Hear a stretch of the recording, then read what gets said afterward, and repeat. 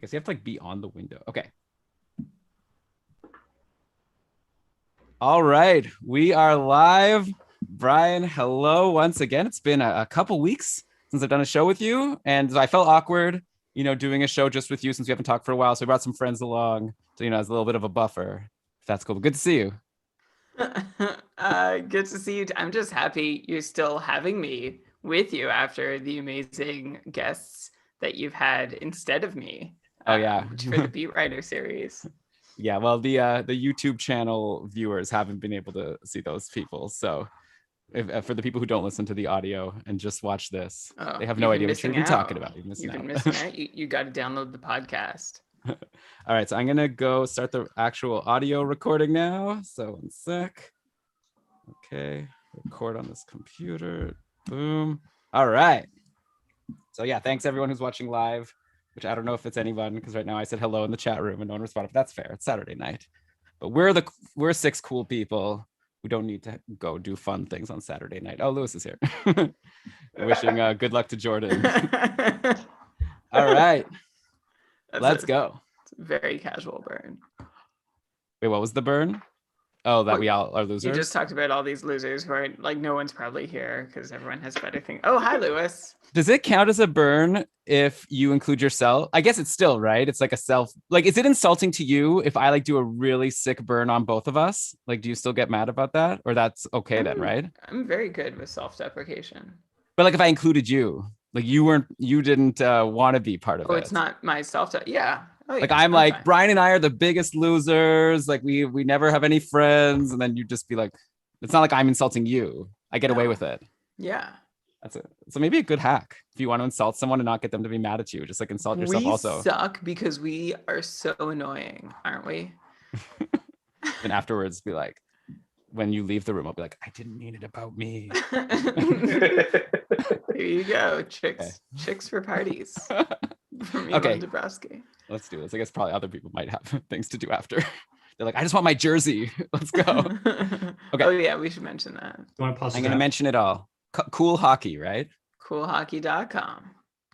Have they like sent the jersey to Dustin yet? Yes. Ooh. Dustin has received his jersey. What about the t-shirts? T-shirts are a work in progress. Should I mention all that stuff? Yeah. Do you want to pause the draft? Oh shit. Yes, I'll do that right now. Thanks for the reminder. It's like the 4th round already. That was for you, Tyler. Who would it auto pick? Who's first in the list? Does it go by regular season or playoff points? It was going by regular season. Oh yeah, so it'd be I Mark think you Stone. can set your pre-ranks too as well. Oh yeah, you could have the queue set up. Okay. Anyways, if someone gets picked by the way by mistake, I could also reverse it. Like the main idea is to do it on the show. Okay. All right. So let's start. Let's do this. Yeah. Oh, actually, Brian, before I do that, can you send me a link to the league? Yes. It's in the rules doc. Oh, okay. Brian, I know that you say sometimes my yes clips on Zoom, and right now I'm not recording myself like normal. Did it clip right there? Yeah, it did. Oh no, I'll do a chill one then to make sure I don't clip. Maybe I could just record my intro and then, okay, I'm going to record just my intro. I'll just record myself and then I'll deal with it after. Okay. All right. Oh, and then in that case, I need to update something. Sorry. I said I'm sorry. Come on. Haven't you guys done this for like a long time? I'm not. Yeah, just like not. This is how it starts every time. No, well, normally it's only Brian and I have a system. But normally I record my local audio, but here there's no point because I'm just going to use the Zoom audio. Okay, but I guess I can't view the draft room. Who was just talking there a second ago? Are you from Newfoundland by any chance? Oh, you better believe it. Yeah, I fucking knew it. I thought you called him a bitter Billy. Yeah. No, I'm chiming in from Atlantic Canada here too. I'm from Nova Scotia. Oh yeah, my spouse from Nova Scotia in Yatos Valley. Okay, nice. We'll do this on the show. We'll find out where people are from. I'm going on mute. I'm going back on mute. I just had to ask. All right, here we go. Yeah. Yes! Welcome everybody to an episode of the Keeping Karlsson Fantasy Hockey Podcast, the longest running fantasy hockey podcast in the world, hosted by two guys who did not make it too far in the Keeping Karlsson playoff pool, but we're going to pretend like we did by basking in the glory of four semi-finalists. I'm your host, Elon Dubrowski, and with me, as always, are quite a few people, but to start, it's your friend and mine, the poobah of prognostication, the IPP MVP, Brian Combe. Hello, Elon. Hello, everyone. First off, I just want to say I'm so glad that I'm welcome back on the show and that you just haven't run away with it from me and made it exclusively a beat writer interview podcast, because you are crushing it so far. And so did Sheng Peng about San Jose, and so did Prashanth about the Detroit Red Wings. You have been doing some amazing, amazing work. Lots of good fantasy notes in all of those interviews at everybody. Like, you should be writing them down, have a notepad for our 32 Beats interview series. We've got hopefully 30 more interviews to come. So Elon, thank you for doing that. It's been amazing. And thank you for having me back and keeping my seat warm. And I'm really excited to be joined by four very, very smart fantasy hockey playoff managers, as well as four very brave fantasy hockey playoff managers for coming on and joining our show so they can draft their teams live for our Keeping Karlsson playoff pool semifinals. Yeah, Brian, you cut away from your compliment to me to something else. You didn't let me be my humble, it's easy to do a great show when you've got people like Sheng Peng and Prashanth Iyer on. But yeah, hope people have been enjoying that. Thanks to, again, Sheng and Prashanth. And if you haven't listened, go back and check out our last couple episodes. They were fun. But okay, yeah, we've got a big plan today because we've been running the Keeping Karlsson playoff pool, this brainchild originally of Ben Burnett from Short Shifts, where it was like, what if you do a playoff pool, but you redraft after every round? And we started with 152 people. I think it was 13 divisions of 12 teams each. No, 12 divisions of 13 teams each. So you could do the math there. I think that's 156. And then the top 5 of each division made it to round 2. Then you had to win. There was 8 divisions of 8 for round 2, and you had to win that to make it to round 3. And so that we've only got 8 managers left that are split into 2 divisions of their own. One of them's already drafted, and the other one is going to draft right now. So 4 of the 8 semifinalists are here with us today, where we're going to draft for round 3. And this is going to be big stakes because the winner of this whole thing, after round 3, by the way, in the finals, there's only going to be 2 winners that are going to go heads up for the championship. Maybe we'll do another show for that draft. But yeah, the winner of the whole shebang is going to win a jersey from coolhockey.com. So that is pretty big stakes, I think, because you get anything you want on that jersey. But okay, Brian, before we get to all that and to introduce our competitors, I'll just mention that we're presented by DobberHockey.com, the #1 fantasy hockey website in the world. They're giving you fantasy nuggets all throughout the playoffs and then all throughout the offseason. It's such a great site, really smart writers on there, plus the tools of Frozen Tools, invaluable to making a fantasy hockey podcast and also to playing fantasy hockey. So check that out, DobberHockey.com. But okay, let's get started. So we've got 4 managers here, like we said, and this is not a snake draft. You get special treatment if you ranked high. So these 4 managers are ranked based on how many points they had in the last round. And the highest scoring manager in all of the KKPP, Keeping Karlsson playoff pool in round 2, was Tyler Hickey, 47 points. So Tyler, welcome to the show. You're going to have the first overall pick here in this round. Before we get to your pick, why don't you tell us a bit about yourself? Where are you from? And how did you get here to round 3 of the KKPP? Thanks for having me. Just glad to be here after my disappointment in Keeping Karlsson regular season pool. Yeah, bombed out on that one, so I'm definitely getting some here. Just from Western New York. Big Sabres fan. Obviously, a lot of news about them, but been writing the Tampa Bay and a lot of Vegas guys past couple of rounds, and it really helped me get here. So. Sweet. Yeah. So you obviously won round 2. How did you rank in round 1 to get here? I was first place in my division. So you've just been running the table so far. You've been and you're saying it was which 2 teams? Tampa Bay and Vegas? Yes, a lot of Tampa Bay and Vegas, and then I had McKinnon in the first round too, which definitely helped. All right, so then I guess that means that we could probably guess where you're going to go for this first pick. I'd imagine you're going to be going to Tampa Bay or Vegas once again. So let me start the draft here on Fantrax now, and then you can go ahead and make your first pick. Who's it going to be? All right, well, the first pick, excuse me, going to pick the manipulator of the cap, Nikita Kucherov. All right. So yeah, I mean, how can you not pick the guy who has caused every team fits that he's played against this year? And that is just two teams, because as you mentioned, Kucherov only joined Tampa to play in the playoffs this year, which we talked about a couple weeks ago. And I said I was nonplussed. It didn't bother me a whole lot. And there was actually a really great take from Joe Smith over at The Athletic, like sort of saying similar to me, like they're playing within the rules. I'm not going to get too into it, but I guess the reason everybody is as mad as they are is because Kucherov has just been on fire in these playoffs. 18 points in 11 games, which is 3 more than Nathan MacKinnon had in 10 games, and also 3 more than David Pastrnak had in 11 games too. So Kucherov is running away right now with the playoff scoring title, hypothetically, if that existed. And I don't see really much a much safer pick out there than Kucherov right now. Do you? I mean, the only reason why it wouldn't be a safe pick is if you think the Lightning are going to have their hands full with the New York Islanders. And if last year was any indication, they were able to take care of them then. You swap out Anders Lee, you bring in Kyle Palmieri, and it's pretty much similar team, similar matchup, except it's a better matchup for Tampa because they've got Stamkos and Kucherov, which wasn't the case last year. So yeah, by the way, Kucherov, of his 18 points, 13 of them on the power play. 13 power play points in 11 games. Did you know that Tampa Bay scored like 50% of their power plays against Carolina? It was crazy. That was a big part of the reason why they won that series. So yeah, great pick and an obvious pick. So in the other draft, which has already happened for the second division of round 3, Kucherov also went first overall. So we'll see where's the first deviation. So okay, next up is Ryan. Hello. Ryan Wood.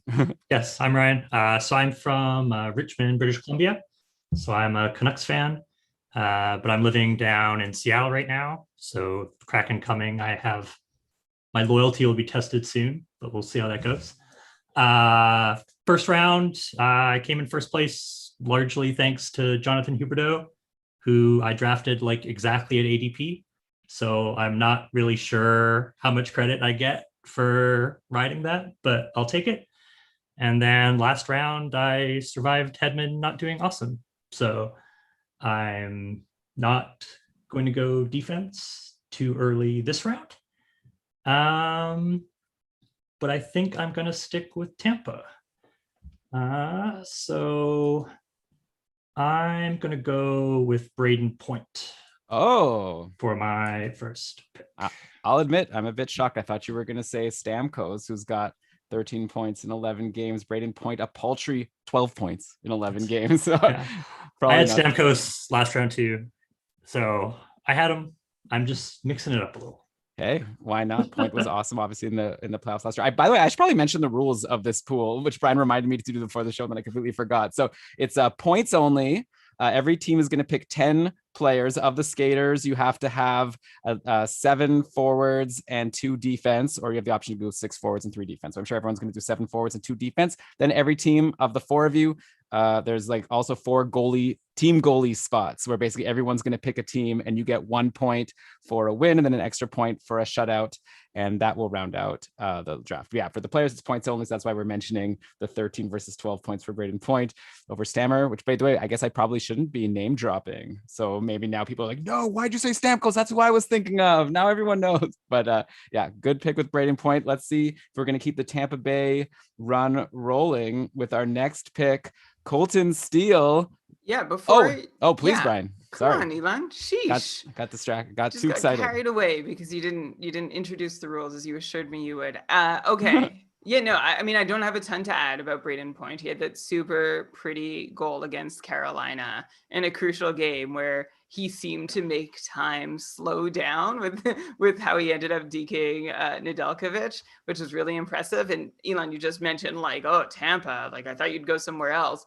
And just looking at the leading scorers from the playoffs so far, 4 of the top 5 remaining scorers are from the Tampa Bay Lightning. And I guess I'm not gonna blow up anyone's spot by mentioning who the 5th is, although I'm sure you should all have your draft list out. But when we get to that 5th player, Elon, I want you to write down on paper who you think that player is, and then we'll see if you got it right. I mean, I have the name in front of me. Darn, shucks. Okay, so yeah. No, go ahead. Why don't you go ahead and introduce our next participant? Yes. So let's see if Colton Steele is picking third. So let's see if Colton, are you going to keep it in Tampa or are you going to go elsewhere? But before you tell us that, tell us a little bit about yourself and how you got here. Yeah, so thanks for having me, guys. I'm super excited to be on this. I'm from Dartmouth, Nova Scotia, home of Sidney Crosby and Nathan MacKinnon, and also just down the way, Brad Marchand. Sadly, I can't pick any of those people because they all lost at this point. So that kind of deviates from my usual strategy. That's how I got to this point. I had Marchand as my first round pick last round. And I've also relied on Islanders to get me to this point because I had faith in my main man, Jean-Gabriel Pageau. As a big Sens fan, I've had him in the first round and he was my last pick and got me a ton of points. So I have him to thank to getting to this point. But as far as my pick for this round, I am going to deviate from the Tampa strategy and go with another former Ottawa Senator, Mark Stone from the Vegas Golden Knights. I have a feeling he's ready for a big series and his leadership is going to take them to the promised land. So let's see what happens here with my Mark Stone pick at third overall. Okay, so Mark Stone off the board, which is fantastic. Like he could be the best player in the playoffs, although it doesn't always show up on the scoreboard. So you're hoping he's got 8 points in 13 games so far. It's not the prettiest stat line. And in fact, he ranks, I think, third on the Vegas Golden Knights in points scored. But in terms of someone who plays the game the right way, he's first.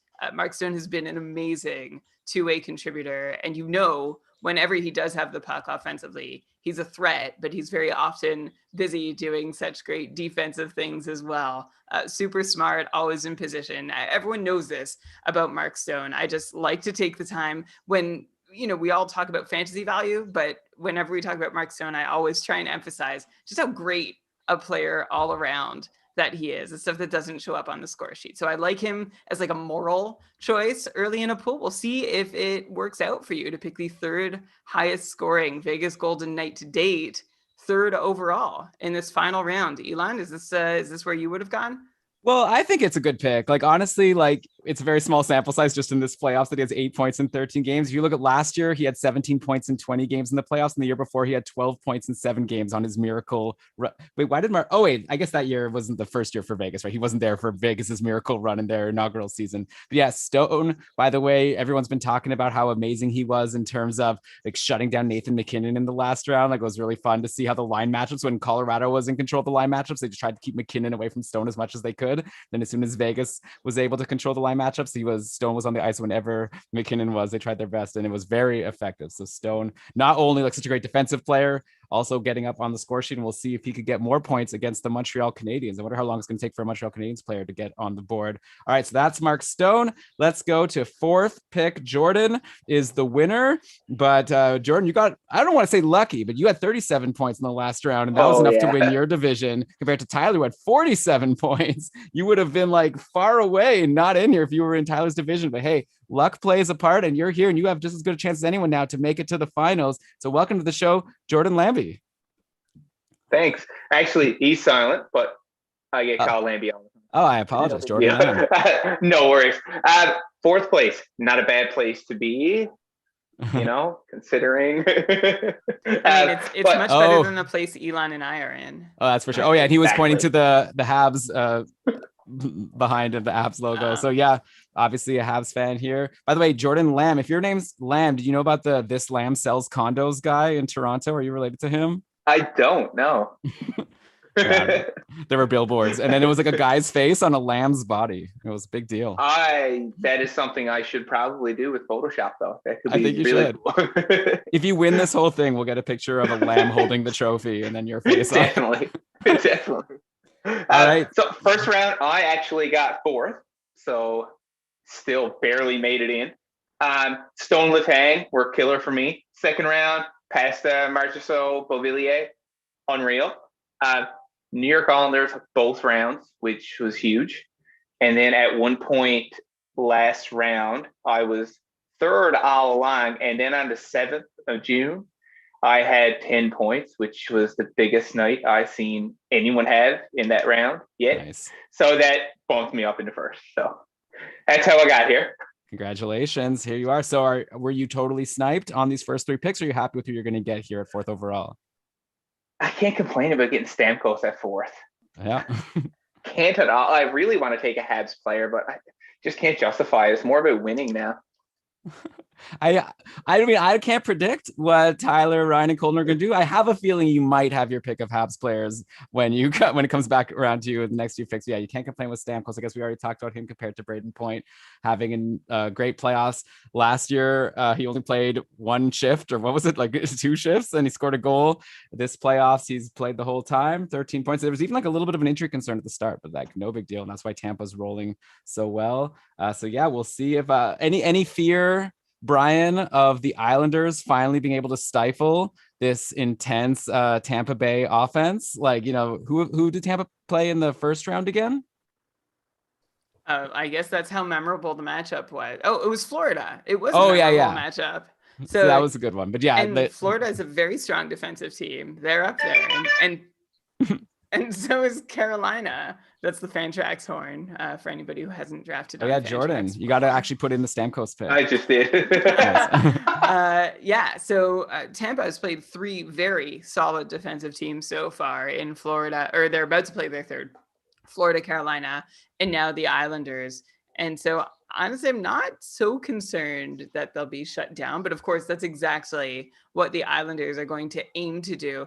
And just by the way, for all the guff that the Islanders do deservedly get for being a lockdown defensive team who really, pick and choose the chances they take on the ice to create scoring, they lead all teams in goal scoring through the playoffs. Now, of course, they've played, amongst 7 teams have played between 10 and 13 games, and the Islanders lead them all with 43 goals in the playoffs. So we all talk about just how shut down the Islanders play, but they have been very, very efficient at turning whatever opportunities they get into goals. And in the meantime, of the remaining teams, they also have the most goals against too, 33. So it's actually really interesting that this team, I mean, we know how they play, but it's just if you were just looking at the numbers, you'd be like, oh, this is a team that is a high risk, high reward team and takes risks to make offense and gives up a lot of goals as a result. But that's not at all who they are, but that's what the numbers look like if we were looking at just those without the game. So all this to say, Steven Stamkos, I think Tampa is going to be able to have as much success against the Islanders as they did against Florida and Carolina. I guess the only question is, how much harder can the Islanders push back? Yeah. The one thing we know about how the Islanders play is they are a team of gentlemanly players. They're the New York Saints, right? They never take any penalties, but at least that's according to Bruce Cassidy. Okay, back to Tyler to start round 2. Who do you got? So I'm going to take some of Brian's advice and go with Brock Nelson, Islanders. Okay, and are you saying that's my advice because I just mentioned how high scoring the Islanders were? Yes. Yeah. Okay, so Brock Nelson. Can't argue with the numbers. Yeah. Okay, so Brock Nelson going ahead. Ahead of a higher scoring teammate, or 2 or 3.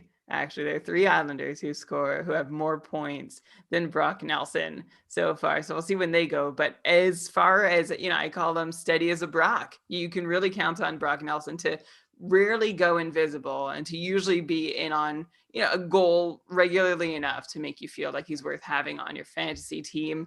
So, honestly, I would actually we're talking about how capable the Islanders are of shutting down teams.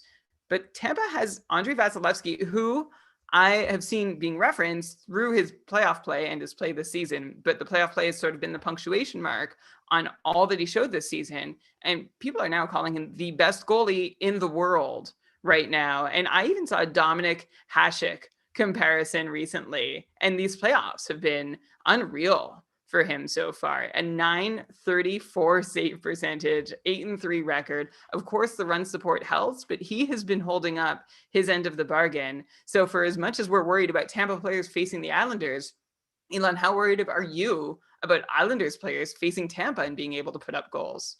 Yeah, I'd be a bit worried. Tampa Bay is just a juggernaut team. They're amazing. But I can't let this slide. Obviously, I'm ready to be proven wrong. Tyler's obviously done a lot better than me in this playoff pool. Brock Nelson as like second round, first pick, first player off on the Islanders. The fun thing is, Brian, you were saying how there's a couple of Islanders players who have more points than Nelson so far. I still think actually there's another Islanders player who I would want that has fewer points than Nelson, but has gotten hot lately. And I guess I shouldn't. I mean, it's the obvious guy you would think of from the Islanders. I guess when he gets mentioned. I think we can do table talk. I think Okay. it's fine. We're with 4 pros who have made it this far. I'm going to go back in time and mention JG Pajot is the one non-Tampa player in the top 5 scorers so far this playoffs. And Elon, the player you would rather have, who hasn't scored as many points as Brock Nelson, but you'd still prefer him, is Matt Barzell, of course. And by the way, Barzell started slow, I guess, in the first round, but in this past round against Boston, like he has 6 points in his last 5 games. So Barzell's heated up lately. Anyways, can't go wrong with Nelson. He's like a solid guy, like you said, Brian, steady as a Brock. We'll see how this pick works out. Hey, Tyler's here because he knows when to take calculated risks. And you and I are just hosting the show. So, okay, next up. I also wish I said Brock steady, which is actually where I do go, or solid like a Brock. I mixed up. Anyway, okay. Take your pick. All right, well, take one of those and pretend I said it first. Well, I'm not going to be able to take a pick because I'm eliminated, but Ryan Wood is here ready to take his pick. So who do you got? Yep, I'm going over to Vegas, and I'm going to take Max Pacioretty. Yep. With my pick. I mean, so Vegas is against Montreal, which is like, by the way, Brian, we on the last episode that we did, I think Toronto was up 3 games, or no, it was going into game 7. Yeah. And you and I were like trying to predict how the rest of the playoffs were going to go. And I think we both had like Toronto going to the conference finals. So yeah, I said it would be over early. Yeah, you said like it would be a rout for the Leafs over the Habs in that game. I can't believe you haven't been on since that game. I just watched that game with like such a familiar sense of dread from watching the Sens teams in those early 2000s. I saw that happen 3 or 4 times to the Sens against the Leafs, and it was just mind-blowing. I hadn't seen it since, but wow. It's been done to death. We don't need to talk about it. It's been 2 weeks ago, but yeah, that was crazy. So yeah. Here we are with Max Pacioretty playing the Habs, his former team. Yeah. His former team. Yeah. Pacioretty versus Suzuki. Who won the deal? Obviously, that's not really going to be answered just with this series because Suzuki might be maturing and helping Montreal with a window later on than right now. But for right now, I would, of course, rather have Pacioretty, who has been a new player, as we have talked about time and time again on this show in the last 2 years. He has changed. He has become a better, more dangerous player and one of the most dangerous in the league. And it's so funny because in Vegas, like Mark Stone, I don't think he ever really gets the credit he deserves until all eyes are on him in the playoffs. And of course, our eyes are always on everyone. So we kind of try and unearth these guys, even though they're hiding in plain sight. But Max Pacioretty is just an offensive lock, even though his production has been very similar to Mark Stone so far, who I just poo-pooed at when he was picked earlier. But Pacioretty is just a dangerous threat every time he has the puck. And I would be very, very happy to have him on my real life or fantasy playoff team. Yeah, well, don't forget, Pacioretty missed a few games to start the playoffs. So he has 8 points in 7 games. Yeah, so I guess a bit better points per game than Stone. But yeah, obviously they're lined to get and I shouldn't only give the credit, by the way, to Stone shutting down McKinnon. It was the Pacioretty, Stone, and Chandler Stevenson line that shut down McKinnon and helped Vegas get to this next round. So star player, and yeah, some big names being taken, but still a few good names still on the board. Well, I'd hope so. We have like 8 rounds to go. So Colton, you're up for pick 3 of this round. Okay, I'm unmuted. Perfect. So Elon, I'm glad you didn't blow my cover there with your little introduction for Matt Barzell, because that's who I'll be taking next. And I actually had hoped to get both Stone and Barzell with my first couple of picks, and I got them both. So if my strategy doesn't work, it's got nothing to do with my competitors. It's just me being incompetent. So we're gonna see how this goes. I've got a good feeling about these two, but anything can happen in the playoffs. But I'm with you, Elon. I think Matt Barzell is the Islanders' most dangerous offensive player, and I think Stone's got the potential to do the same thing for Vegas. So with those two, I'm feeling pretty good about the first couple rounds. But like I said, anything can happen. And I know that I'm in third place out of these 4 people for a reason, because they outdrafted me in the previous couple of rounds. So let's just see how it goes. But I'll pass the buck over here to Jordan for the next pick. I love how it's like we like all as fantasy players like judge ourselves so much by our picks. It's like if Stone and Barzell don't play well, then it's like Colton's incompetent and an idiot. And it's like 2-star players, right? But I guess that's how it goes. Completely my fault if they don't play well. Yeah. They don't take any of the blame. It's all, if anything, you jinx them by picking them if it doesn't work out well for you. Yeah, I mean, anyways, yeah, not much to say about Matt Barzell. Like I have like in the past on past shows, Brian like brought up how like is his ceiling capped by the fact that he's on this team and he doesn't have like superstar line mates, but I guess he's turning it on in the playoffs. Like we've already talked, like a lot of Islanders are getting a lot of points, but Barzell has been hot lately. I don't know, can't argue with the pick. If the Islanders score, there's a good chance that he'll get in on it, but I guess they have 3 solid lines, so there's also a chance that it could be some other player. So how about that for analysis? That was excellent analysis. That's I had to he'll take either get a moment. point or someone else will get a point. Yeah. So I mean, no matter where Barzell ranks amongst Islanders scorers, he's still the person that I think is most likely to get in on a goal, on any given goal on that roster. So we'll see. I mean, now we've got at least a couple players picked from every team, and we have not had a Hab picked it. I'm just putting it out there. I'm not suggesting that would be the right choice. Let's see, Jordan, you are a Habs fan. Do you feel compelled at this point to add a Montreal Canadian to your roster? You're really pushing me, Brian. You're really making this tough. I hope, I guess talking up Pacioretty might have set you off too. Montreal team goalies. Here we go. Oh no, not that risky. Actually, just breaking down the stats from round 2, William Karlsson is out here with 6 points in his last 4 games. So that's who I'm going with. Keeping Karlsson, our podcast named that for a reason. Yes, because there's like 15 in the league. Yeah, it was actually a really clever way to hedge our bets that we didn't know at the time.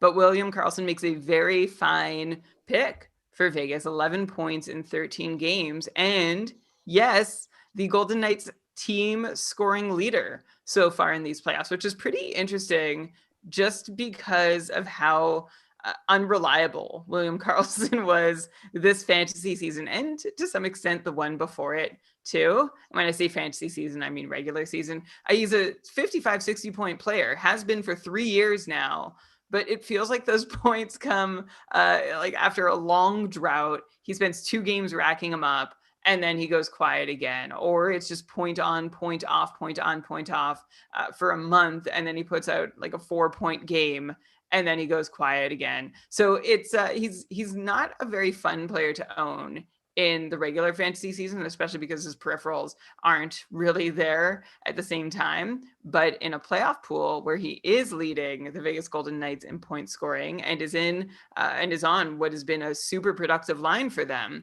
I don't mind this pick at all at this stage of the draft.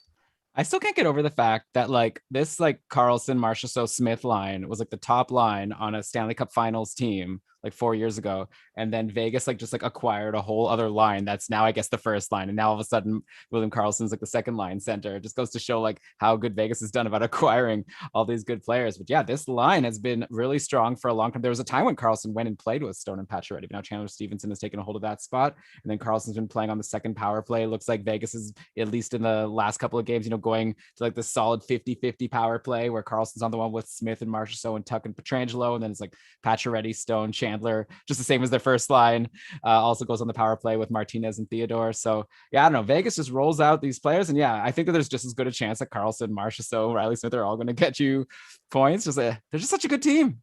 Brian, remember how I was saying that Colorado had no chance and Vegas was totally going to steamroll them? That happened. I believe. That's exactly what you said going into the series. And that's exactly what everybody was saying after game 1, where remember the Robin Lehner start and the Vegas looked awful and they were tired and they continued to get out chance. And finally, the tide turned and it never really turned back towards Colorado, which is just a huge credit to Vegas being a versatile enough team to sort of adapt in series and find a way, versatile and talented to not just adapt to one of the scariest teams in the league, but I think it was, I think think Marchessault even said in an interview, like whatever, they were like tired and they just come off that game 7 versus Minnesota and like whatever. Like they also like, you know, as soon as like Mark Stone at that line got on McKinnon, that was it, right? That's They also, like McKinnon couldn't do anything. That's also so ridiculous. They're like, yeah, we were tired, so we like spotted them a game at the start of the series and still won in a very handy way against a cup favorite. Busted a lot of brackets, and of course, like we can't talk about that series without mentioning the huge inequity in power play opportunities over the series. We were retweeting some analysis and numbers about how after Pete DeBoer complained, Vegas was called for like one penalty that wasn't a delay of game over a really long period of time. It was ugly, and we know the NHL has officiating problems, and hopefully they'll get them fixed sometime in the next 3 or 4 decades. I'm not holding my breath, but we just at least have to name that impact on the series. I'm not saying Colorado was going to win otherwise, but the power play is such a huge weapon for them, and for the refs to essentially neutralize it meant that Vegas had an advantage there. I think that the big problem for Colorado, besides not getting enough power plays, was I think they were like overthinking it too much. And if they would have just thought less, then maybe they'd have a chance. Sorry, I'm referencing that Dater question. Sorry, you have to sound drunk while you say it to really sell it. I saw a great tweet, and like, not to talk, I saw a tweet that said, because that was my last bit. But do you know in The Simpsons the bit where Homer's writing from Duff Gardens to Marge? Sorry, no. Okay. Anyway, the post, are you going to say it? Okay. No. If you know it, you know it, and compare it to that question. And if all you right, don't, fair. I'm sorry. All right, sorry, Tyler. So we like basically poo-pooed your last pick, and then we made you wait so long for this pick. So we're treating you like garbage. So I'm expecting you to totally rub it in our face right now. Tell us why we're wrong about Brock Nelson, not being the right pick, and then go ahead and tell us your next pick. Well, I mean, Brock had 2 big goals in that game against the Bruins, so it's right in the hot hand there. And True. you know, the Islanders go win with their depth, so any one of their lines can score. I'm just betting on his. But for my next pick, I'm gonna go. I had him for the past two rounds, but I'm going with the Vegas goalies.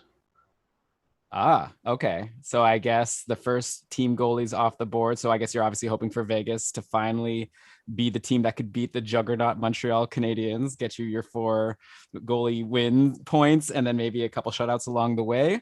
We'll see if that works out for you. I've been wondering if maybe, like, I know in the other draft that happened for round 2, I think that a goalie, I have the data here, like goalies didn't get taken until pretty deep into the draft. The first team goalie taken was Vegas, but it was down in round 7. So it'll be interesting to hear from Ryan, Jordan, and Colton if you could have waited on that pick or if you were smart to take it there. But I think they are probably the favorite, at least, in this round, the most likely team to advance against Montreal, though, of course, everyone's been predicting the Montreal to lose over the past couple of rounds. And then Habs fans love to rub it in about all the people getting that wrong.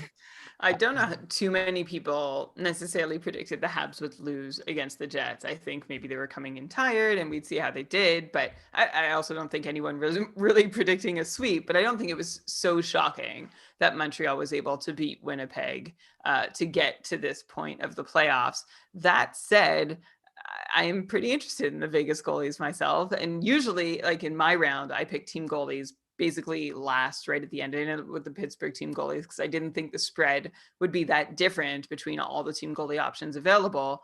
But at this point, I feel pretty compelled to agree with going after the Vegas team goalies because, of course, you get 1 point for the win, you get a bonus point for a shutout, and while every team that remains has proven themselves really capable of playing defense, only 3 of them have proven themselves also really capable at playing offense. And the lone team out is the Montreal Canadiens, who don't rank so well amongst all the teams that made it to the last round in terms of their offensive numbers. So for that reason, that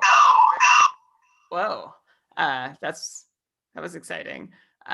So for that reason, I would be going for Vegas to try and get that bonus shutout point. Now, I'm curious to see when the next team goalies go. I think there's a bit of a gap between the Vegas and the rest of them, but I also assume nobody wants to end up with Montreal. So now that Tyler has gone team goalies, Brian, we're gonna get like hammered by Habs fans. Like to be fair, to give Habs credit, maybe we'll talk about them more when the Habs player gets taken. Like they dominated that series against Winnipeg. Oh, Like they totally wiped the floor with them in terms of like shot differential and all that. But okay, we'll talk about the Habs a bit later. Let's wait till one of them gets picked. So yeah, Ryan, you're up. So Tampa Bay goalies are pretty good too. I'm a little bit worried about a mini goalie rush. But instead, I think I'm going to take somebody who I wasn't going to take again. But at this point, I think I'll roll the dice that he'll be healthy enough to return to first round form. And I'm going to take Victor Hedman as my first D. Okay, so after team goalies go off the board, now we have defense going off the board. And for anybody who doesn't remember how the rosters are made, on everybody's team needs 2 defensemen. And with only 4 teams remaining, that's 8 defensemen from the remaining 4 teams. So I kind of like this move, Ryan, of reaching out, even though Hedman has burned you already. Thinking about the really reliable scorers on the remaining teams in the playoffs. There's like a handful of decent guys, but there's nobody I'd feel more comfortable with drafting than Victor Hedman. Also, it's like he does have 11 points in 11 games in these playoffs. So I guess he didn't have like the most prolific series. Like a lot of those points came against Florida. He still did have 3 points against Carolina in the 5 games. So that's, I don't know. It's not bad for a defenseman. Obviously, maybe it's not like superstar like third round, but I think, I agree. I think it's a smart pick. We'll see who's the next defense to go. But Hedman has been, he won the Conn Smythe last year. I wonder if he's on track. If you had to pick, if Tampa wins the cup right now, would it be Kucherov or would it be Hedman winning the Conn Smythe? You're asking me? I don't know. Anyone? I think I'd put Vasilevsky's name out there. Oh, right. Vasilevsky also. Yeah. Do you think that for political reasons, the NHL couldn't award it to Kucherov? No, I don't know. I feel like if anything, I mean, I saw something today about how he was checked out by the league and his injury, whatever. Anyways, I don't want to talk about that anymore. No, I don't want to get into the whole thing, but just because they don't want to get into the whole thing. Just because of all the controversy. I mean, I would be in it for the chaos that would definitely ensue and all the probably brutal, the good and bad think pieces that would follow. But anyway, I'm just wondering if it's actually a possibility or if it's just off the table because of how much the NHL probably doesn't want to touch that. I was wondering if you were going to say for political reasons or for whatever reasons, Hedman won't win it just because it'll be like my work softball team where they used to name an MVP after every game. And if you won the MVP in the last game, you had no shot. I mean, I could hit 5 home runs 2 games in a row and I have no shot of winning MVP twice. So I don't know if the NHL follows that rule as well for the Conn Smythe. I don't think so. Okay. All right. So next up is Colton for his pick in round 3. Round 3, pick 3. All right. I am going to go with another New York Islander. And I'm going to go with Anthony Beauvillier, who I'm hoping he kind of, I don't know. He's fairly consistent. He keeps it going, regular season, you kind of know what you're getting from him. But in the playoffs lately, I was watching the previous series and I liked what I saw there. So he's pretty well on par with Pajot, Bailey. They're all kind of in the same conversation. I just like what I've been seeing from Beauvillier and I wanted another Islander because I have a funny feeling about them this round. So I'm going to stick with Beauvillier and just see where that takes me. Okay. All right, yeah. Oh, okay. Yeah, go ahead, goes? Elon. I'll go. Okay. I'll even edit this. So it'll be so smooth. Yeah, I guess Beauvillier, he had a super strong first round against Pittsburgh, a little bit quieter versus Boston. Well, actually, he has 4 points in the 6 games. I guess over his last 3 games, he has that 1-2 assist game in game 5. And then the other 3 of the last 4 games, he's been pointless, whatever. That's such a small sample size.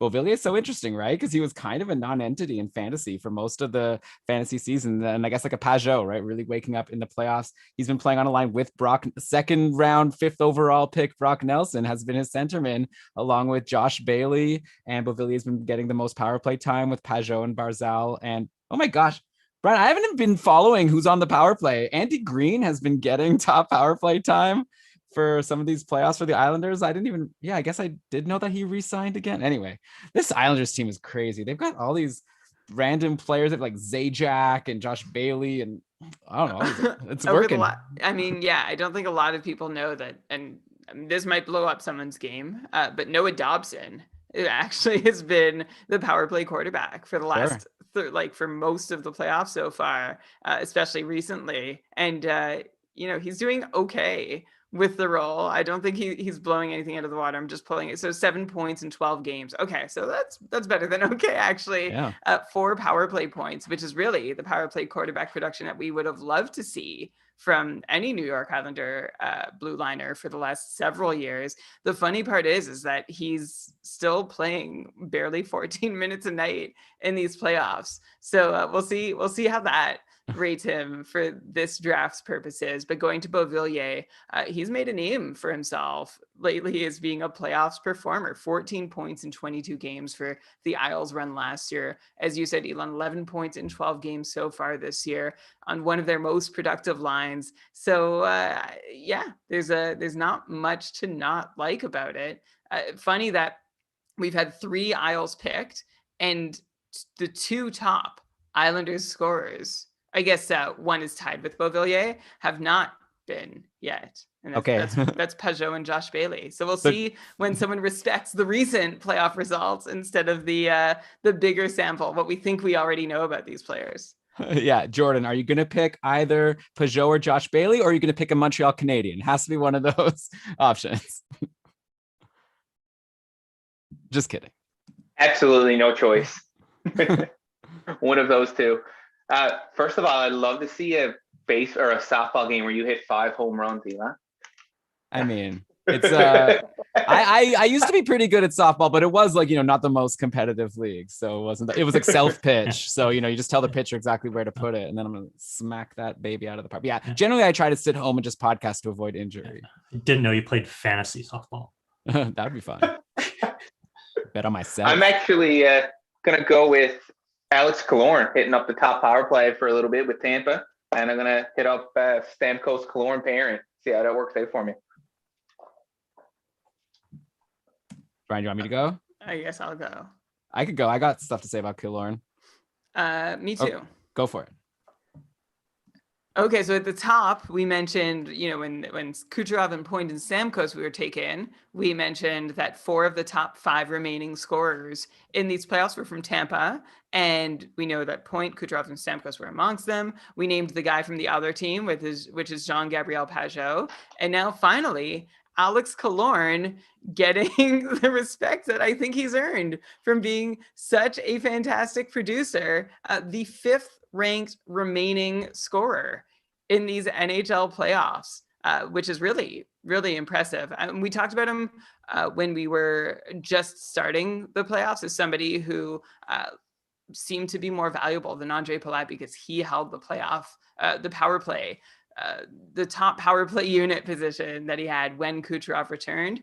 And boy, is he still making the most of that on his way to 12 points in 11 games.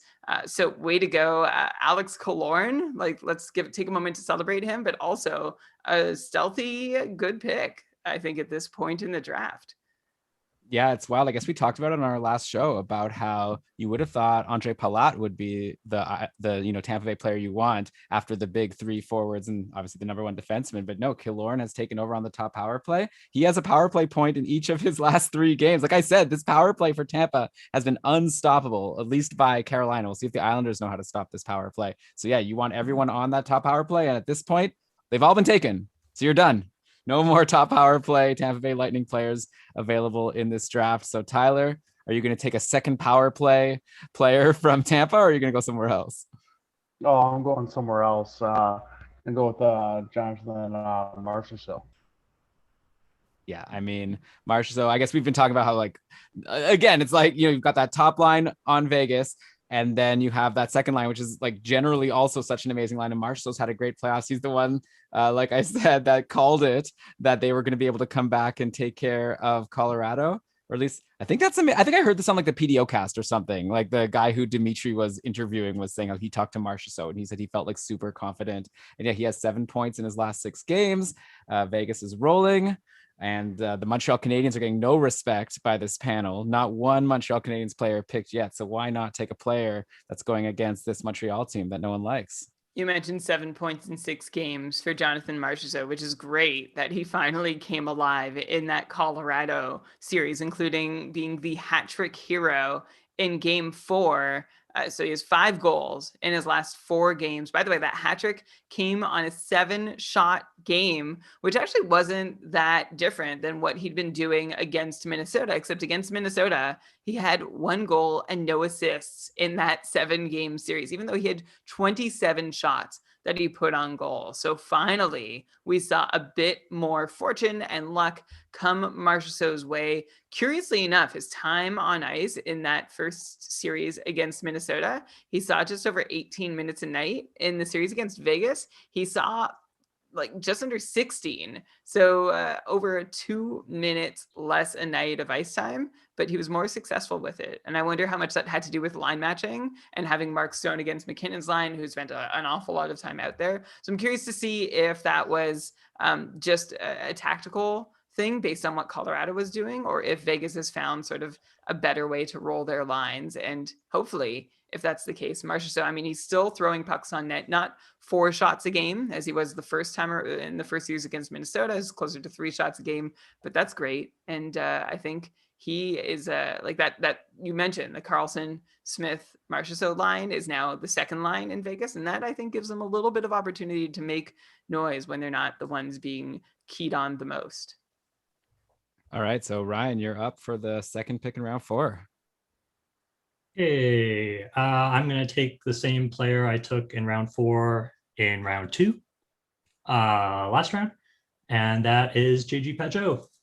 There you go. Well, he definitely worked out well for you. I will take the highest scored person on Anders. Obviously, Pageau got you here with his insane run in the last series. Brian, what is it about Pageau? Is he just because he used to do this for the Senators too? He used to be like a playoffs hero. Like, how does he do it? Yeah, crazy playoffs career, 40 points in a career, 69 playoff games. And that includes his first couple seasons where he didn't have much of a role in Ottawa. So if you take those out and you just look at, I mean, in Ottawa, he made himself known for some really timely goals, where he had in a year where he had 10 points in 19 games. But as an Islander, yeah, he has been worth every penny. Again, last season, timely goals and timely moments on his way to 11 points in 22 games. And this time around, instead of he's never been more than a half point per game player. He just always seems to be in the right place, doing the right thing in a playoff matchup. And you never seem to catch him in a highlight on the wrong side of things. You know, there are players who you often see skating away after a goal because they always happen to be around. Pageau, rarely, if ever.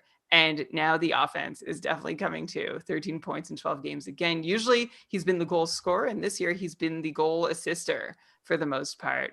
Usually, like I said, 16 goals over his last 2 playoff appearances. So far, just 3, but he has 10 assists, which is double as many as he had in his last 2 playoff appearances combined. So JG Pageau showing some new tricks, some different tricks these playoffs, but still being a super reliable producer. And finally, we can stop referencing that this top 5 remaining scorer still being on the board. So now that Pageau is gone, that brings us to, I need an edit point because I forget whose turn it is.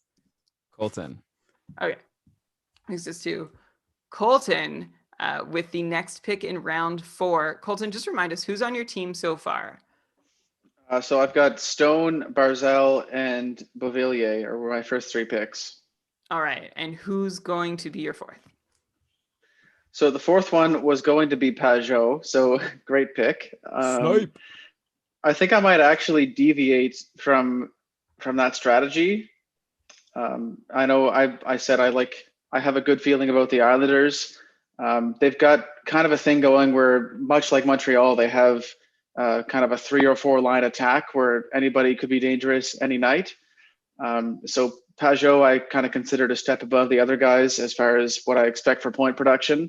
So I'm going to deviate from the rest of the Islanders, and I'm actually going to go with Nick Suzuki for my next pick, because I feel like as far as the Habs go, I think he's the guy that I would expect to have the most points next round. So my strategy for trying to get the guy on each team that I think is going to produce is going to continue, and I will take Suzuki with my 4th round pick.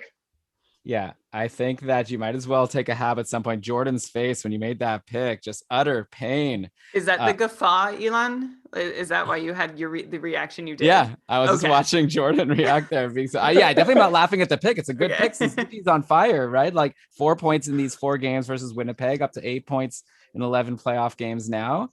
I think that the Habs are definitely happy with this Patches for Suzuki trade. And yeah, like you said, regardless of how this series goes, Suzuki's turning into like a superstar for this team. Montreal, like this is a exciting team, right? They have like also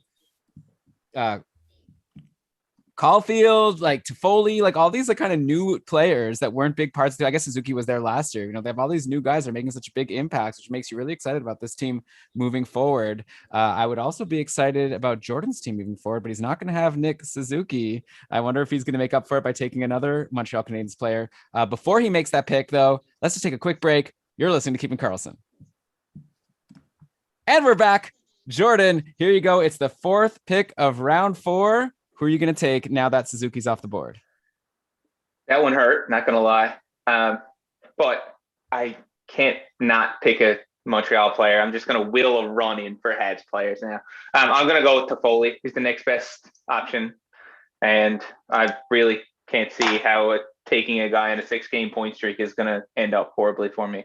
And I just jinxed it, so who knows? Yeah, way to go. Way to jinx your own pick. You called Toffoli the next best guy, but I actually think maybe he is the best guy to take from Montreal. I know Suzuki has looked really good and had a great series against Winnipeg, but Toffoli, this guy just has not stopped since being traded to Vancouver at the end of the season prior. And sorry, Canucks fans, for the little reminder that he's not still playing for your team, but 10 points in 11 games for Tyler Toffoli so far this season, this postseason, which is really great.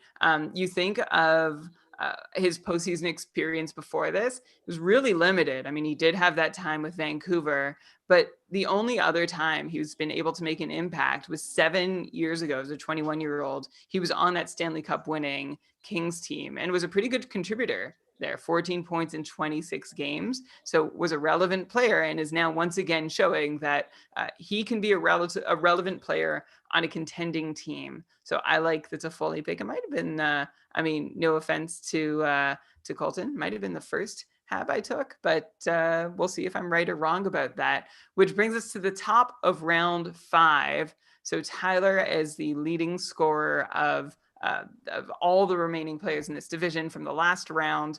You get the top pick of each round. So can you recap your 4 picks so far and then tell us who your 5th is going to be? Oh, yeah, absolutely. So I got Vegas goalies, Jonathan Marchessault, Brock Nelson, and Nikita Kucherov so far. And well, seeing that Colton and Jordan just rated my queue with those Hab players, I'm going to go with Andre Palat. There we go. We're starting to get into the Tampa Bay second power play. And yeah, Palat, even though he doesn't play on the top power play, you can't argue with his line mates playing with Kucherov and Braden Point. So I guess, and that's worked out for him pretty well so far in the playoffs. Like, what does Palat have now? I'm just bringing it up here. I'm seeing 5 points in 11 games. So yeah, we're definitely like at a step down for some of these superstars, but also when you're playing on a line with Kucherov and Point, you always have a chance to get points whenever things happen. And who knows, maybe even at some point Killorn gets, I guess not. I guess the power play has been working so well. I guess that's probably not going to change.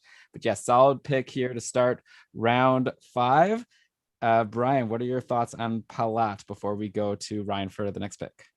As we mentioned, it's a shame that he didn't hold on to his top power play billing. But at this point, the top power play is all gone. And of the remaining players, even though Palat is being outscored by Eric Cernak so far, really everybody except one other Tampa player is. I still think that he's a decent bet to get some secondary scoring, which you're going to need to beat the Islanders. So 5 points in 11 games. And I think amongst the players who are left, I can't at all fault that pick. So honestly, I don't think I'm going to fault any of the remaining picks. You guys all seem to know what you're doing so far. I think you've all put together some quality drafts and not a lot of head scratchers. So Ryan, with that said, where are you going with your next pick? So I'm going to go to somebody who I had in the first round of the playoff pool. I thought I got him at a pretty good point, but then looking at where he was taken afterwards, it looks like I reached a little bit. And I think in Discord after the fact, Brian, you said that you would rather have Eberle than this person. But this person ended up working out. And that Brian is loves Eberle. Josh Bailey. Okay, that was not a stretch though to say I would rather have Eberle than Josh Bailey. And Elon, you say Brian loves Eberle. You were the Eberle lover this season. I was very quiet about him because I didn't have to say anything. You finally recognized how much of a legit contributor he can be if you set your expectations right. I mean, I got him out of free agency in the Cupful Tier 1, so I was excited to get a very much above replacement player out of free agency. Then I asked you, I recall very well on the podcast being like, Brian, am I a brilliant genius for having gotten Eberle out of free agency? And you definitely said that I was a brilliant genius. And then he actually went cold right after that. And I felt really annoyed about it, but he ended strong. And now in these playoffs, he's got 8 points in 12 games. Wait, what am I talking about? Eberle? I should be talking about Josh Bailey anyways, because he's the one who just got picked. So Bailey, 11 points in 12 games. He obviously had 2 multi-point games to end that series against Boston. We'll see if he can keep it up. He's playing with round 2 Brooke Nelson. So you can't complain with Josh Bailey here. You want a wild Josh Bailey stat from this year?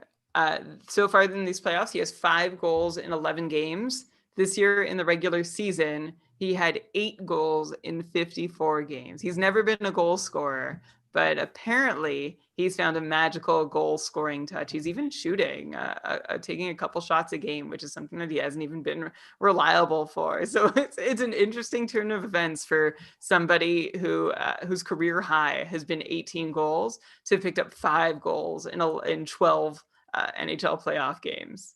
He was a bubble stud too, though. So yeah, another one of these good. The Islanders are a whole different team in the playoffs. That's why I'm wearing this hat. Built for the playoffs.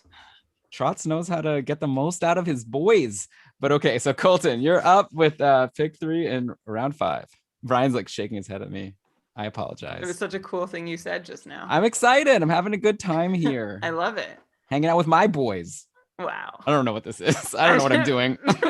Next pick.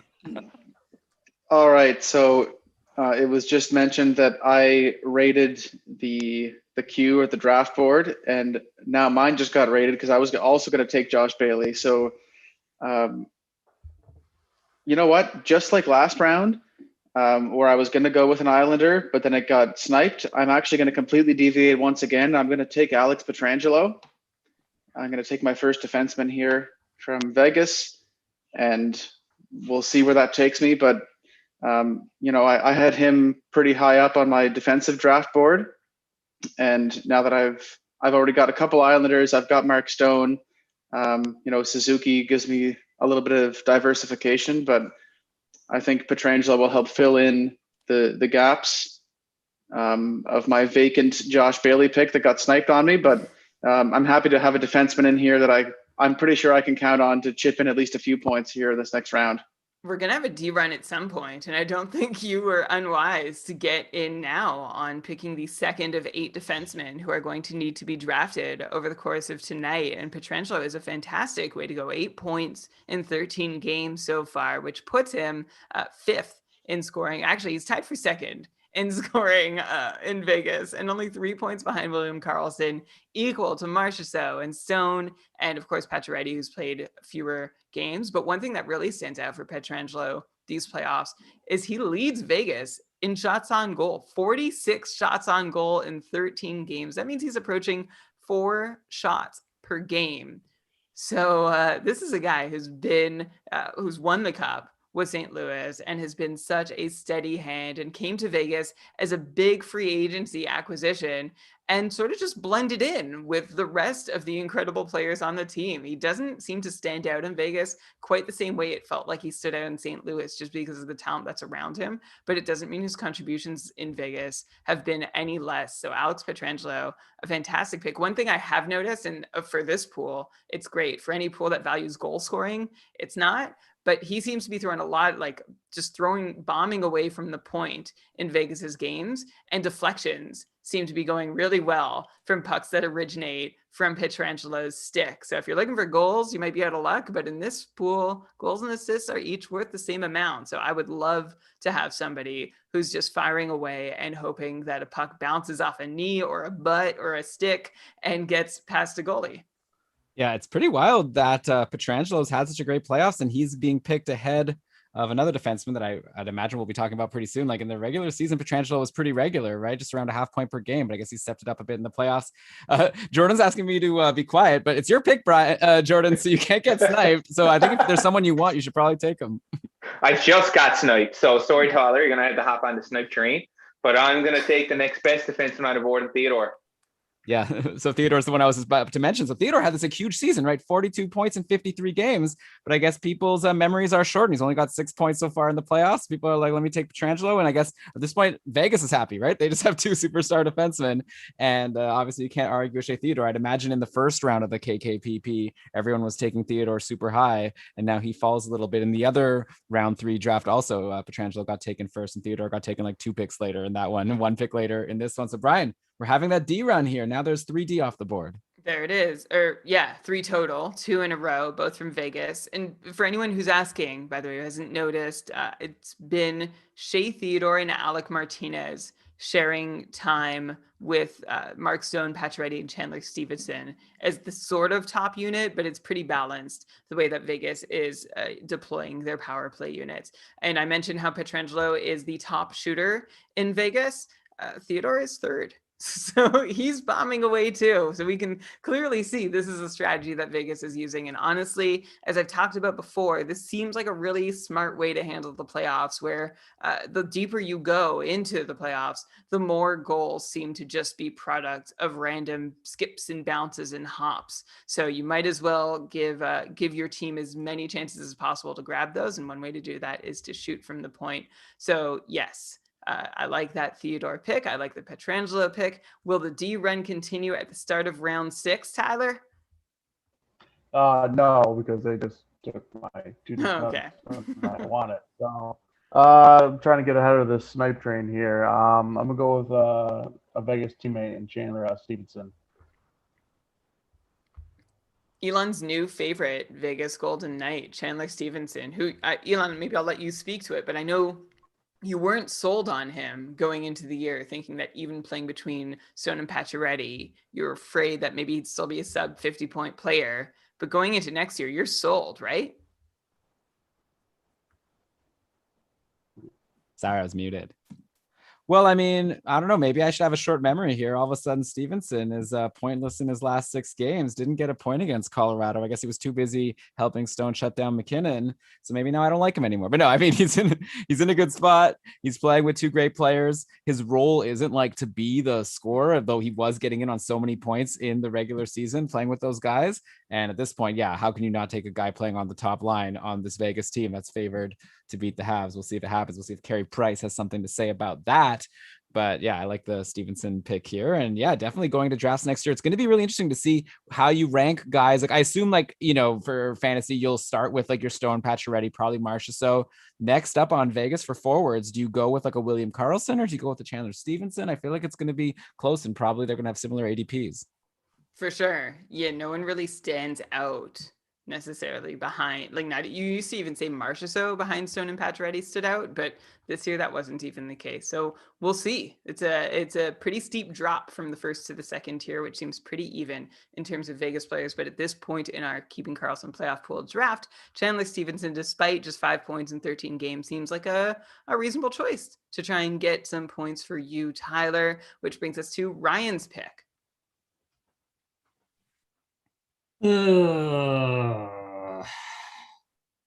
Love hearing that sound in your Yeah. draft. That's Classic like draft noise. that's what I want to hear after my pick. So Tyler must be feeling good right now. Yeah. I don't know. I already have a defenseman too, so I'm debating: do I get another defenseman and just lock that down? While you're thinking here, I'll recap your team. I'll give you a Sure. quick second to stall here. So you've got in the first round Braden Point, then Pacioretty, then you got Hedman, and then your last couple of picks have been Islanders in Peugeot, in Bailey. Now you're coming up with your sixth pick here. Yeah. Okay. I'm going to go to goalies, and I'm going to take Tampa Bay. All right. I mean, Brian's been talking about how Vasilevsky is the best in the world, so why not go and get in on him? If this was a regular season pool, Vasilevsky would be the first goalie off the board by a mile. So I don't think it's a terrible pick. Like, the Islanders are wild, and like Brian said, they've even been scoring some goals. But if you want a team goalie, I guess you go with the other favored team, and that means that Jordan and Colton are going to be stuck with the underdogs. Not that that's been a problem, for those teams in these playoffs so far. So there it is. 2 team goalies off the board, 3 defense off the board. Brian, what are your thoughts? The Islanders goalies have been incredible. This is not news, but if you just look at what they've done in numbers, Sorokin, 934, Varlamov, 925. So the team has a 929 save percentage and 10 of 12. Brian, while you're saying all this, Tampa Bay is the one that just got taken. So you're just like selling Islanders to the next pick? Oh, I guess so. Yeah. Oops. I don't know why I went there. I guess maybe the Russian goalie connection. Okay, so should I finish my thought? I'll finish my thought about the Islanders, and then I'll move on to the actually relevant Tampa goalies. The Islanders have had 12 games. They've had quality starts from their goalies in 10 of those games, which puts you in a pretty good position to win. That's like an 85% quality start, which in the regular season, you hope to get 65% quality starts from your goalies. So the Islanders goalies are doing a great job of giving their team a chance to win game in, game out. And Vasilevsky is doing the same in Tampa, although just 7 quality starts out of 11 opportunities. So not quite the same percentage. That's like a good regular season. It's still a very strong percentage, but it's not otherworldly like the Islanders. But you could make the argument that Vasilevsky and the other Tampa goalies, should they play, have more run support available. And of course, we mentioned that Vasilevsky's 934 save percentage is right up there with Ilya Sorokin's, and it's happened in more games. So, Tampa is still, as a cup favorite, seems like a pretty good route to go. Yeah, but Colton, after this sales pitch that Brian just gave for the Islanders goalies, are you going to bite? Well, funny you should mention that, because I actually had other ideas for this round. I wasn't going to take team goalies. No disrespect to the Habs, but I think they're bigger underdogs against Vegas than the Islanders are against the Lightning. So I want to make sure that I don't end up with what I consider to be the biggest underdogs, and I'm actually going to take the team goalies for the Islanders in the next round. So that will be my pick right now as I put that through. There we go. Islanders goalies. Locked in. So, Jordan, would you have taken the Islanders goalies if they were still around in a later round, or were you always thinking that you were going to get the Habs? I just think the Habs are the underdog again. Everyone's bet against them. I just can't bet against them. I figured they go last, so I'm not going to waste a pick on them. They're left now, so I'm just going to continue on. Yeah, that's an ideal move, man. Like if you thought they were going to end up at you anyway, why not just wait? I just figured from my perspective, I wasn't sure. Yeah, well, I mean, like you're laughing. You've got the guys you want, and you're going to get your team. For me, I was like, I don't know. Like, is the Habs fan gonna take his team, or is he gonna, maybe play the odds and go with someone else? But I respect the diehard move. Yeah. So you got your 10th round pick locked in, Jordan. So you only have to make 6, 7, 8. You got 4 picks to go. What are you going to do with round 6? I don't know. Like I said, I'm banking on the Habs winning a couple, so I'll take the 2 points and smile happy to the end of the round when I win everything. But I'm going to go ahead and take Kyle Palmieri. No, that trade deadline acquisition who, didn't do too much in the regular season. I remember like every single episode of Short Shifts and Keeping Karlsson, we were like talking about Palmieri for some reason. I guess it was like the most exciting name to move before Taylor Hall got moved also. But like lately, Palmieri has been great in the playoffs. And I guess it's another one of these things where I guess like a Pietrangelo and a couple other players we've talked about, right? Some players are just like finding a new gear in the playoffs, and like the Islanders don't care that Palmieri took some time to adjust or whatever, get some points in the regular season, because he's got points now in 5 straight games. He had 6 points in 6 games versus the Bruins. So if he keeps this up, that's an awesome pick right at the end of the 6th round. So we'll see if Palmieri can do it against Andrei Vasilevsky. He's also playing, oddly enough, middle 6 minutes. Like markedly middle 6 minutes. You look at the leaders in ice time for the Islanders. You got Peugeot at 18 minutes, Bailey, Beauvillier, and Nelson all around 18 and a half minutes. Barzell, 17:45 a night. Eberle, 16 and a half. And then you get to Kyle Palmieri, who's only playing 15 and a half minutes a night, managing just 2 shots on goal per night, but he scored on 7 of those. So he scored on 30% of his shots, which is great. And honestly, he's not the only Isle doing that. 3 of their top 5 scorers have a shooting percentage between 20 and 30%. This is just how it's working. I could rhyme off so many of the top shot getters from the other that are remaining in the playoffs. And it would take me a long time to mention more than one Islanders name. Through 12 games, only Beauvillier and let's see, Barzell and Eberle have more than 30 shots, which is just not even 2.5 shots per game. So that's not even a great mark. All this to say, Palmieri is in Long Island, and he's somebody who we know is capable of scoring. It's been interesting to see him try and find exactly what his role has been with this Islanders team, and I'm curious to know what this really does for his stock next year. But for now, he's not a bad pick at all as a secondary scorer type, although the Isles are just made up of secondary scoring. So there you go. All right. So, I mean, like in the end, like a 5-game point streak is a 5-game point streak. You probably want to jump on that. And he'll be a UFA. So he's playing for a contract. He's probably earned himself some money with this run against the Bruins. So good for him. A couple extra $1 million a year for Kyle Palmieri, probably just because of that.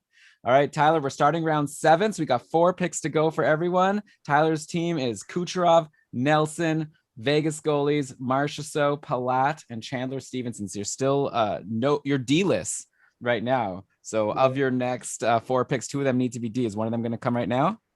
No, but you guys forgot the biggest factor in Palmieri is he grew his beard back, so he can finally score.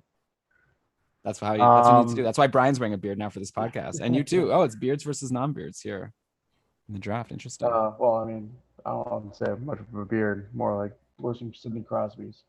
But for my pick, I'm gonna go for the former Buffalo Sabre, Joel Armia. Okay. Armia, like, it's pretty wild that he's getting taken. Like, it's not wild because he's been having a really good playoffs, but it's like he's not someone that I would have expected. If you told me at the start of the playoffs that he'd be someone taken in a playoff pool. But he had that huge game in the 5-1 game, 2 goals and 1 assist. I don't have any Armia numbers. Right? Let me just bring up what his line has been, because I don't know. I'm sure Jordan knows right off the top of his head. I have that info, Elon. He's playing on that all sort of. All my things. He's First playing on a Nelson now. No. Corey Perry.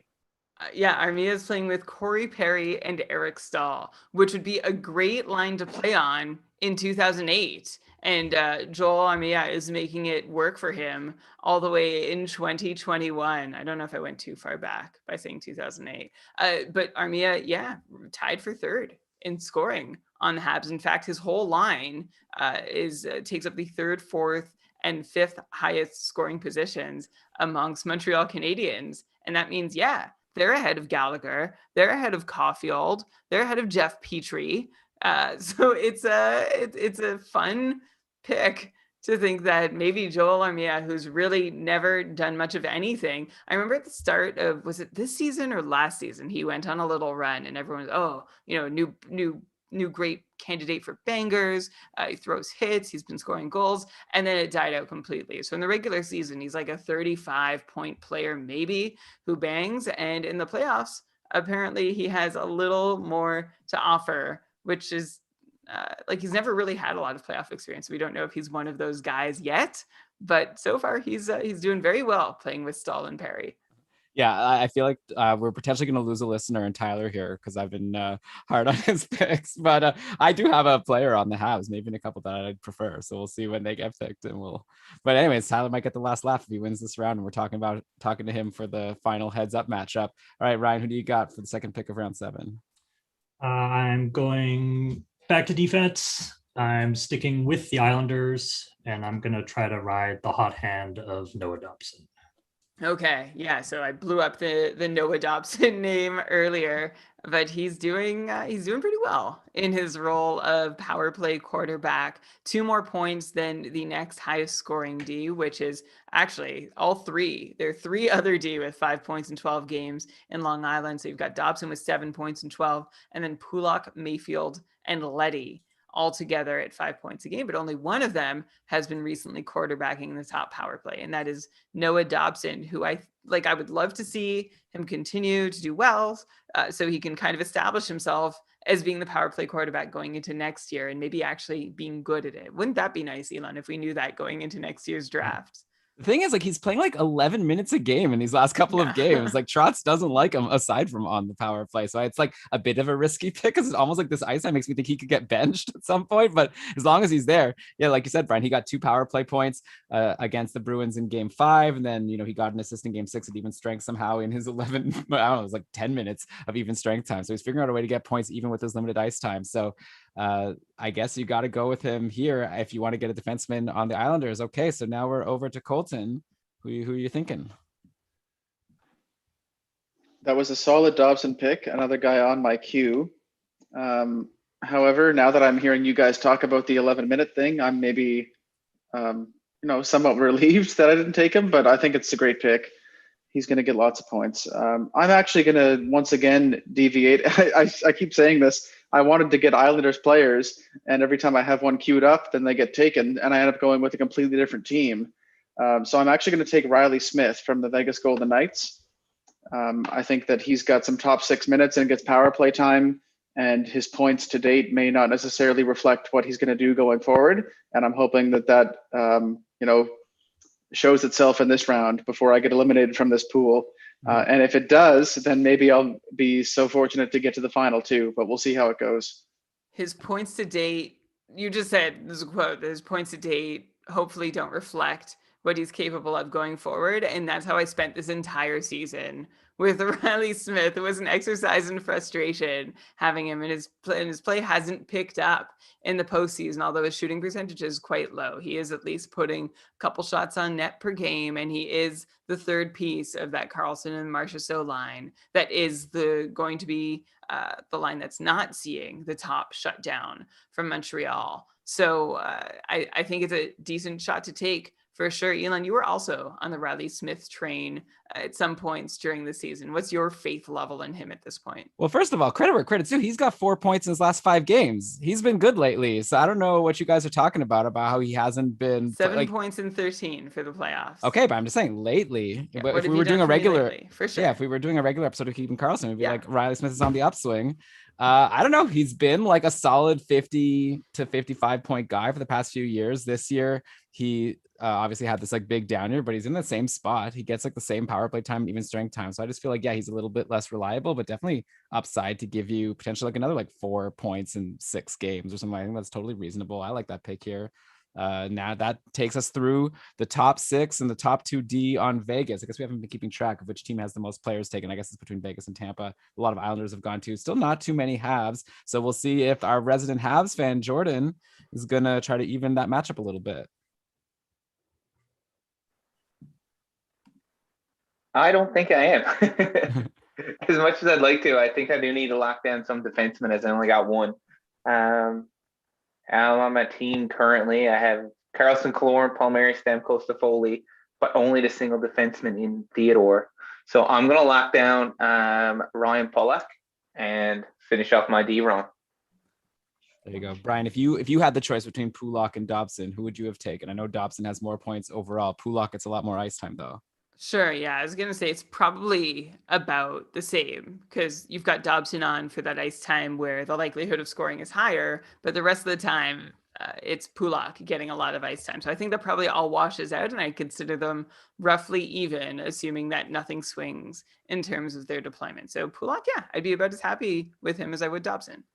Okay, so Jordan, don't forget to actually put that pick in over on Fantrax, and then we're gonna start round 8 here with Tyler. Man, Jordan, you gotta stop sniping me. I may have the first pick, but you're ruining my queue. So I wasn't actually take my first defenseman, but I'll just fill out my skater category and take Anthony Cirelli from Tampa.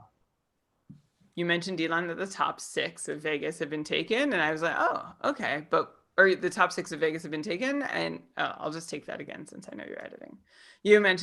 Elon, you mentioned that the top 6 in Vegas had been taken, and I was like, I wonder how much of the top 6 in Tampa has been taken. And like we've heard Killorn and Palat, but there's so much equal depth in Tampa that we haven't heard. No one's racing for those guys, but at this point, it sure seems like Anthony Cirelli is a nice guy to be able to grab as somebody who has as good a chance as anybody amongst Tampa's depth to put up points. So far, Cirelli is really the top depth scorer in Tampa. If you're not counting Killorn, since he's tied with Braden Point and 1 point behind Stamkos in scoring. But Cirelli has 6 points in 11 games so far. Sees about 17 minutes a night.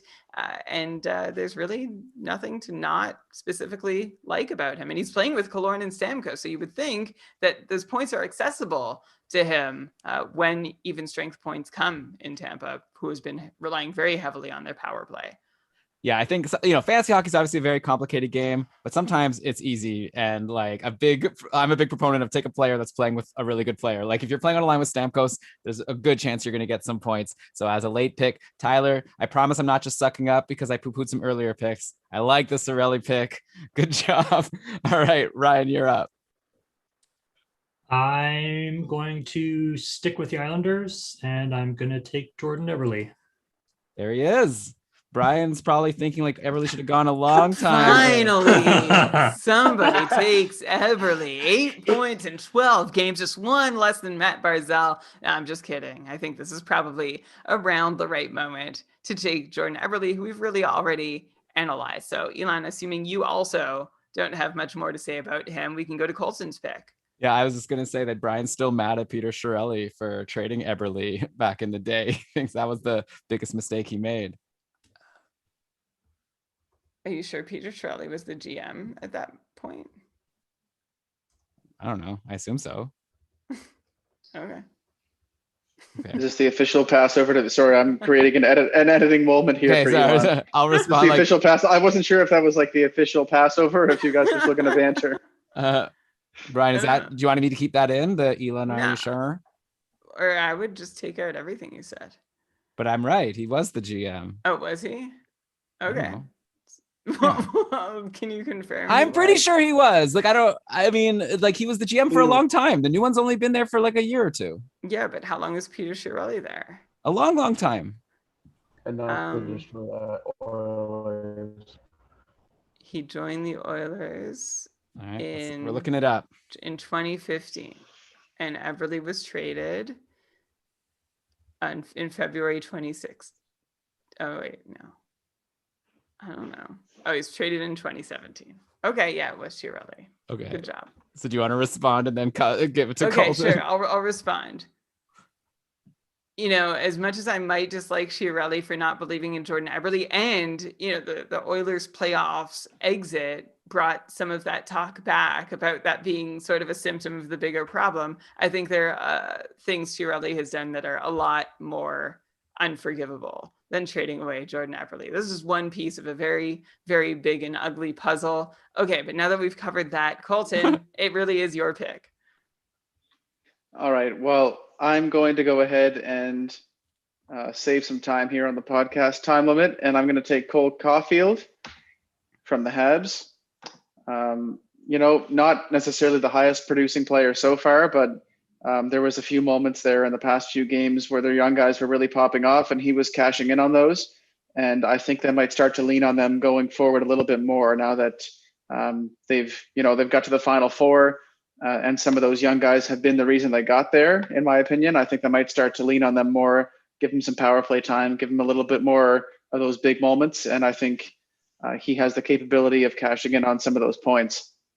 He's got 3 points in his last 4 games in that series against Winnipeg. I don't know whether, like, how much do I penalize Ducharme? Like, on one hand, it's like Dominic Ducharme took over as the Habs coach, and now all of a sudden they're in the, semifinals of the NHL. On the other hand, he benched Cole Caulfield to start the playoffs. Well, does this guy even really know what he's doing? So anyway, here we are. Caulfield is a good pick here. He's on a nice hot run. He's one of those really strong players on the team.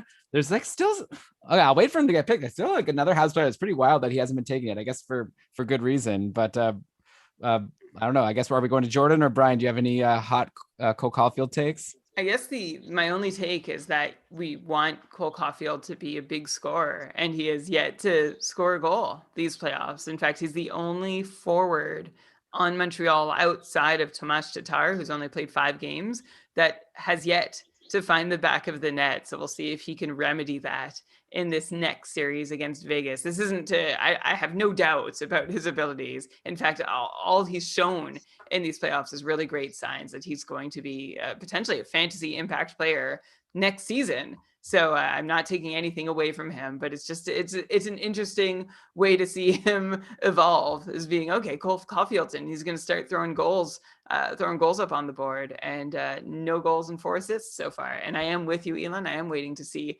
when another Montreal Canadiens forward is going to be taken. So let's move it over to Jordan with the final pick of this round. I debated Caulfield, but I'm pretty sure there was kids at my son's birthday party today bigger than him. So that was a little bit weary for me. Size doesn't matter. But dabbling between 2 Habs players, I think we all kind of know who those 2 are. But I think I'm going to just bite the bullet and finish up the Legends line, or the second part of the Legends line in Corey Perry. Oh my God. What is happening? This is wild. So we now have, we had Suzuki go from Montreal, and then Toffoli, and then Armia, and then Caulfield, and then Corey Perry. I just can't believe nobody's taken Josh Anderson yet. I'm shocked. No. Anderson, I did last round, and it bit me, so I'm a little bit soured on him.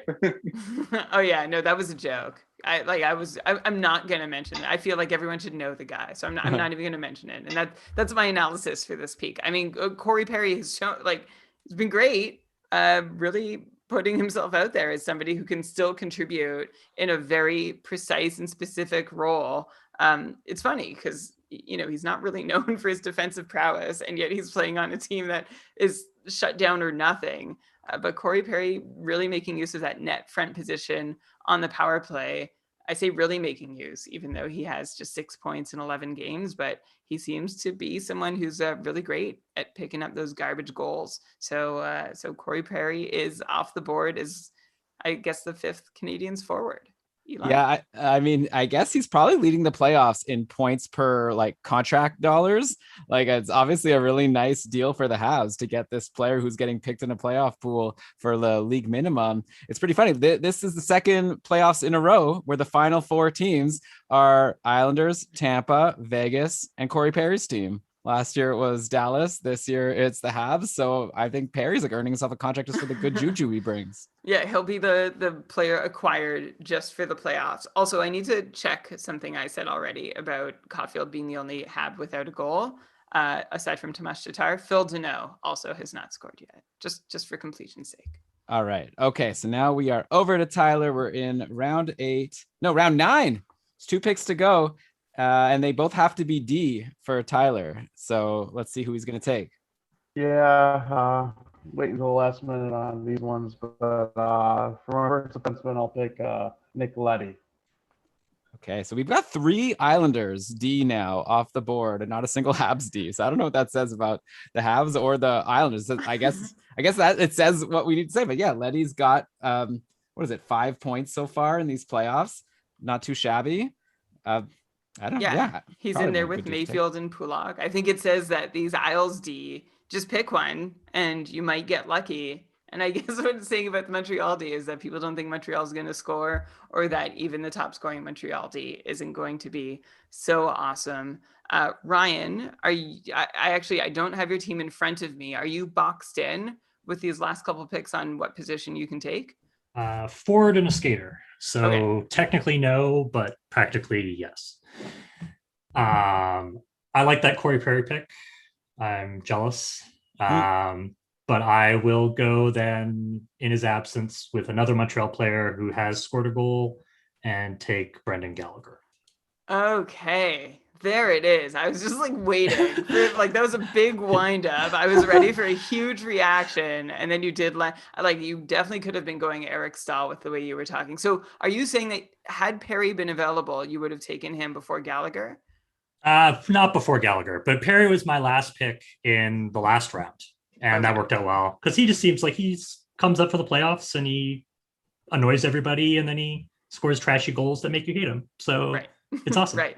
Which is not a bad way to describe Brendan Gallagher too, sometimes, especially if you play against him. To be fair, I mean, Elon, I believe you're as shocked as I am that he went this deep on Montreal as someone who's been one of the more reliable scorers on that team this year and in past years, but just 4 points in 11 games so far these playoffs. And his ice time and deployment is really indistinguishable from anybody not named Toffoli, Suzuki, or Deneau. Like, those three play primo top line minutes, and everybody else plays third line minutes at best in Montreal. And that includes Brendan Gallagher, and his scoring has been third line too. So I guess you could say he does belong to the pack he's been selected amongst, but I still think that I would have preferred him as my third Montreal forward.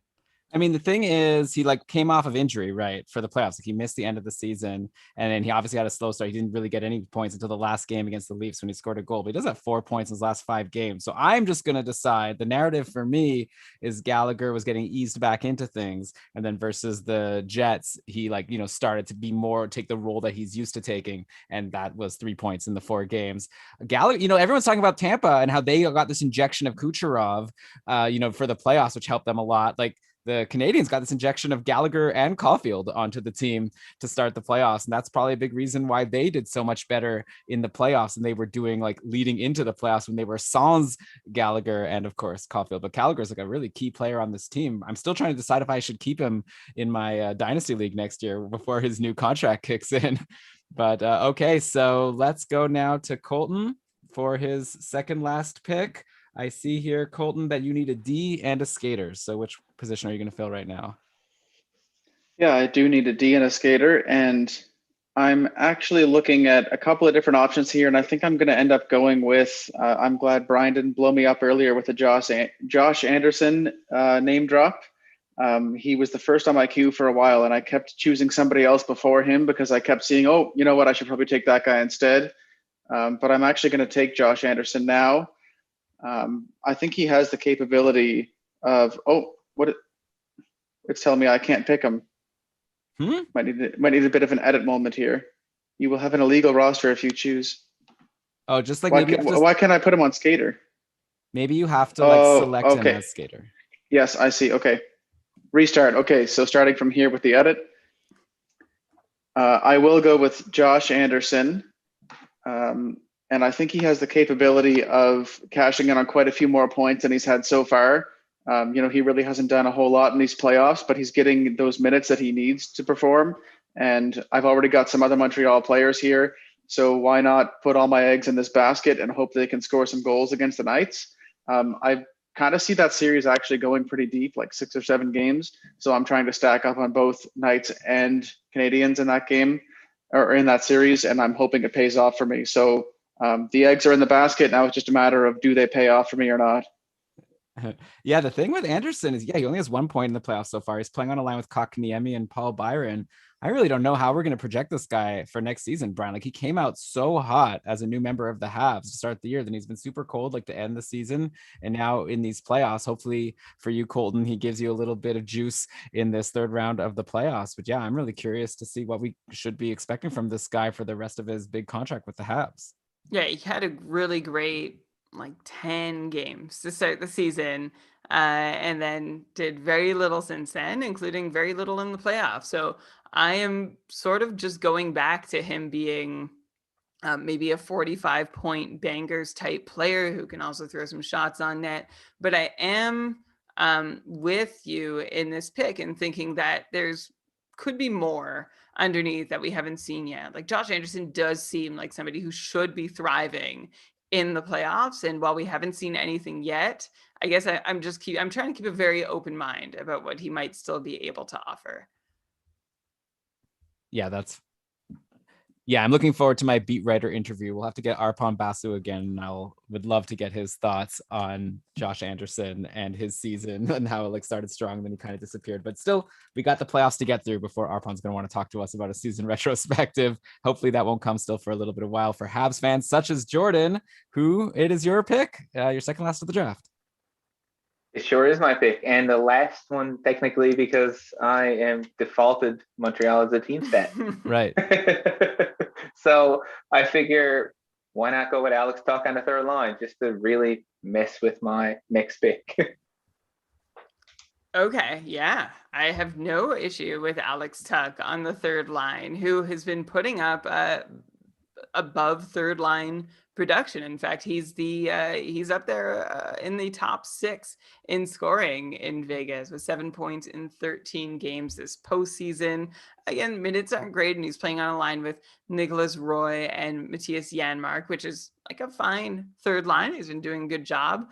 But of course, there's that ceiling that he keeps bumping up against, which is the fact that he's not in the top 6 in Vegas, but he's had some really respectable production from outside the top 6, both in the regular season and postseason. And seems to me at this point, unless anything in the depth chart changes, like a good stream going forward and someone who can catch heat, but nice depth scorer. So he's someone I still think is really talented and just hasn't been able to get the deployment in a consistent way to really show it off. When he did have the deployment, he went crazy with it. And I think he could do that. It's just kind of a rough luck for him that he's stuck behind a really solid top 6. Yeah, rough luck for him, but good luck for Vegas, who has that really deep team. All right, so Tyler, it's your pick. You need to pick a D. Colton also needs a D. So I wonder if there's a player on Colton's mind that he's hoping you're not going to take. I guess we'll find out when we get to his pick. Who you got for us? Well, yeah, for the last pick, I'm gonna do Alex Martinez. I love Martinez. Honestly, he's such a good player, and he always overperforms based on when he gets drafted in every draft I ever do.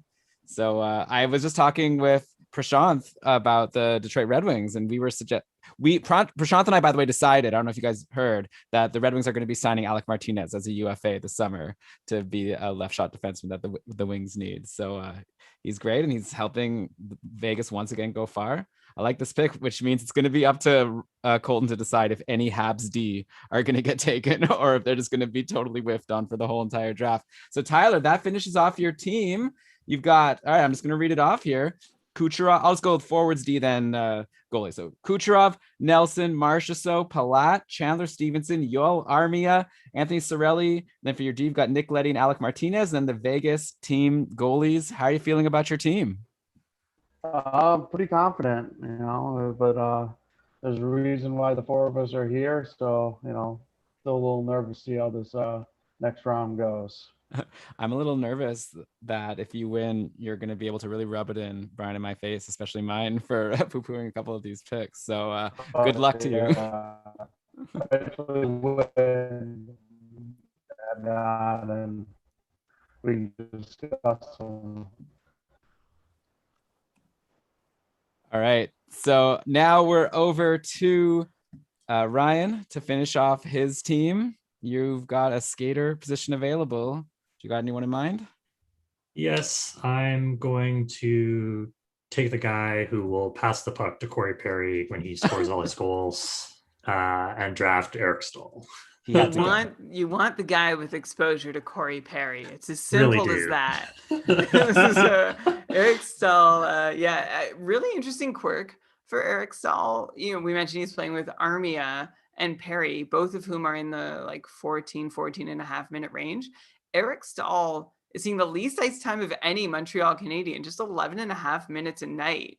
And I mentioned how everybody sees third line minutes. He's the exception. He sees fourth line minutes, Eric Stahl, but it hasn't stopped him from putting up 7 points in 10 games as a 36-year-old playing with a 35-year-old Corey Perry and a 27-year-old just dude, Yoel Armia. So fun final pick to take. I guess you're the only one taking a forward in this last round. So there it is. Eric Stahl, the last forward drafted in this draft. Well- Colton. Oh, sorry, Elon. I'll just jump in. Yeah, so maybe Brian, while Colton finishes off our draft, because we know Jordan's taking the Habs team's goalie, maybe you could take a quick look and see if there's any forward that you think has been overlooked that Eric, like, and, you know, maybe listening to this podcast being like, you really, Eric Stahl ahead of me? What? So, but Yeah. right Like if I were honestly, I think the only I have two names that would come to mind. The first would be Matthias Janmark, who's got 7 points in 10 games, and I think is probably as good a bet as Alex Tuck to get points, but we saw where Alex Tuck went, so maybe that's a reason to not be so into Matthias Janmark, who, by the way, has 7 points in 10 games compared to Tuck and Riley Smith, who have 7 points in 13 games. So that would be one name. And the other name I'd look at is really actually any name on Tampa. Blake Coleman, Barclay Goodrow, Tyler Johnson, Yanni Gourde, even, did I say Ross Colton already? Ross Colton. I would take like any of these guys. I'd take a flyer on. I don't know if I think I would take a flyer on them ahead of Eric Stahl, but I don't think there's really much to pick between them. Yeah, I see what you're going. Sorry. Yeah, I mean, obviously we're kind of hitting the dregs here, but I know generally in playoff pools, the strategy is just take a bunch of Tampa players, and that's worked out for people over the past couple seasons. But we will see if these depth halves, the Perry, Stahl, Armia line, earned their pick in this draft. But okay, over to Colton. Speaking of the halves, you have the last pick of the draft, and it's a D, and no Habs D have been taken. So are you going to go to Montreal? Or I'm looking at the top scoring D available in the playoffs right now. And if you don't go to the Habs, I guess you'd go with like Eric Cernak from Tampa, or Nick Holden from Vegas, or Scott Mayfield, or Ryan McDonough. So some exciting names out there for you. Or you could have anyone on the Montreal Canadiens. Yeah, I have been looking through all those for the last several minutes here. And I actually will be going with the Habs, but it's not going to be with maybe the one everybody would have thought. I'm actually going to take Jeff Petrie, who's currently injured, but I'm looking at the news reports and he's expected back at some point in the series, just not for game one, perhaps. But I think he's the best bet for racking up the points when he does come back. So I'm going to put my eggs. I did not really plan to go this way whatsoever, to be honest. And in fact, the fact that I need to cheer for the Habs whatsoever is a little bit, I don't know if I can really wrap my head around that. So I might just have to not watch, because cheering for the Habs is a little bit excruciating, but at least they're Canada's team, right, guys? So I've got 4 Habs. We're going to see what happens here. Go Habs go, I guess. And hopefully, actually go Vegas go too, because I just want that series to go deep. Most of my team contains both of those two. So we'll just see what happens. And I hope they all get lots of points. Elon, did you take in the sights of the CN Tower lit up in beautiful blue, blanc, rouge? I mean, that would mean I have to leave my house. So obviously, no, I didn't. But I saw it on Twitter. So that counts, right? Well, I saw it on Twitter too, but I don't live in Toronto. Okay. Wow. So Colton, you took an injured Jeff Petrie over Shea Weber, which I guess is reasonable based on the amount of points Weber has overall. Though Weber does have 3 points in his last 4 games. We did have 3 assists in that series versus Winnipeg. If it was me, I'm a wimpy guy. I would have just taken the healthy player in Shea Weber, Elon. or maybe even an Eric Gustafsson. That's just me. Okay, yeah. I was gonna ask it, like, Eric Gustafsson is the power play quarterback, but he's even more, like you were concerned about Noah Dobson's low ice time. Eric Gustafsson is an extreme version of someone who's really only getting, remember that game, was it in the first round, I guess, against Toronto, when Gustafsson was not even getting played, and I think it was like the second overtime, and he'd played like 4 minutes. It was like a crazy low total for a game that went so long. And that's it just seems like the Habs don't want to use Gustafsson except to quarterback their power play. He's played 6.5 minutes twice. He's played under 10 minutes, around 10 minutes the other 3 times. The only 2 games where he's clearly been above 10 minutes, he saw a combined 8 minutes of power play time. And that's the only reason he saw more than 10 minutes. So Eric Gustafsson, 3 points in, I think it's 10 playoff games or 7 playoff games for him. I don't know, Elon, between Gustafsson, Petrie, and Weber, who I'd want. I'd want a healthy Petrie. That injury stunk. That was hard to watch. I just felt bad for the guy. Yeah. Well, in the end, I mean, again, I'm wimpy. I think that when Petrie comes back, if/when, I could see Gustafsson getting benched potentially. So I would take Weber because I want the guy who I know is going to play every game.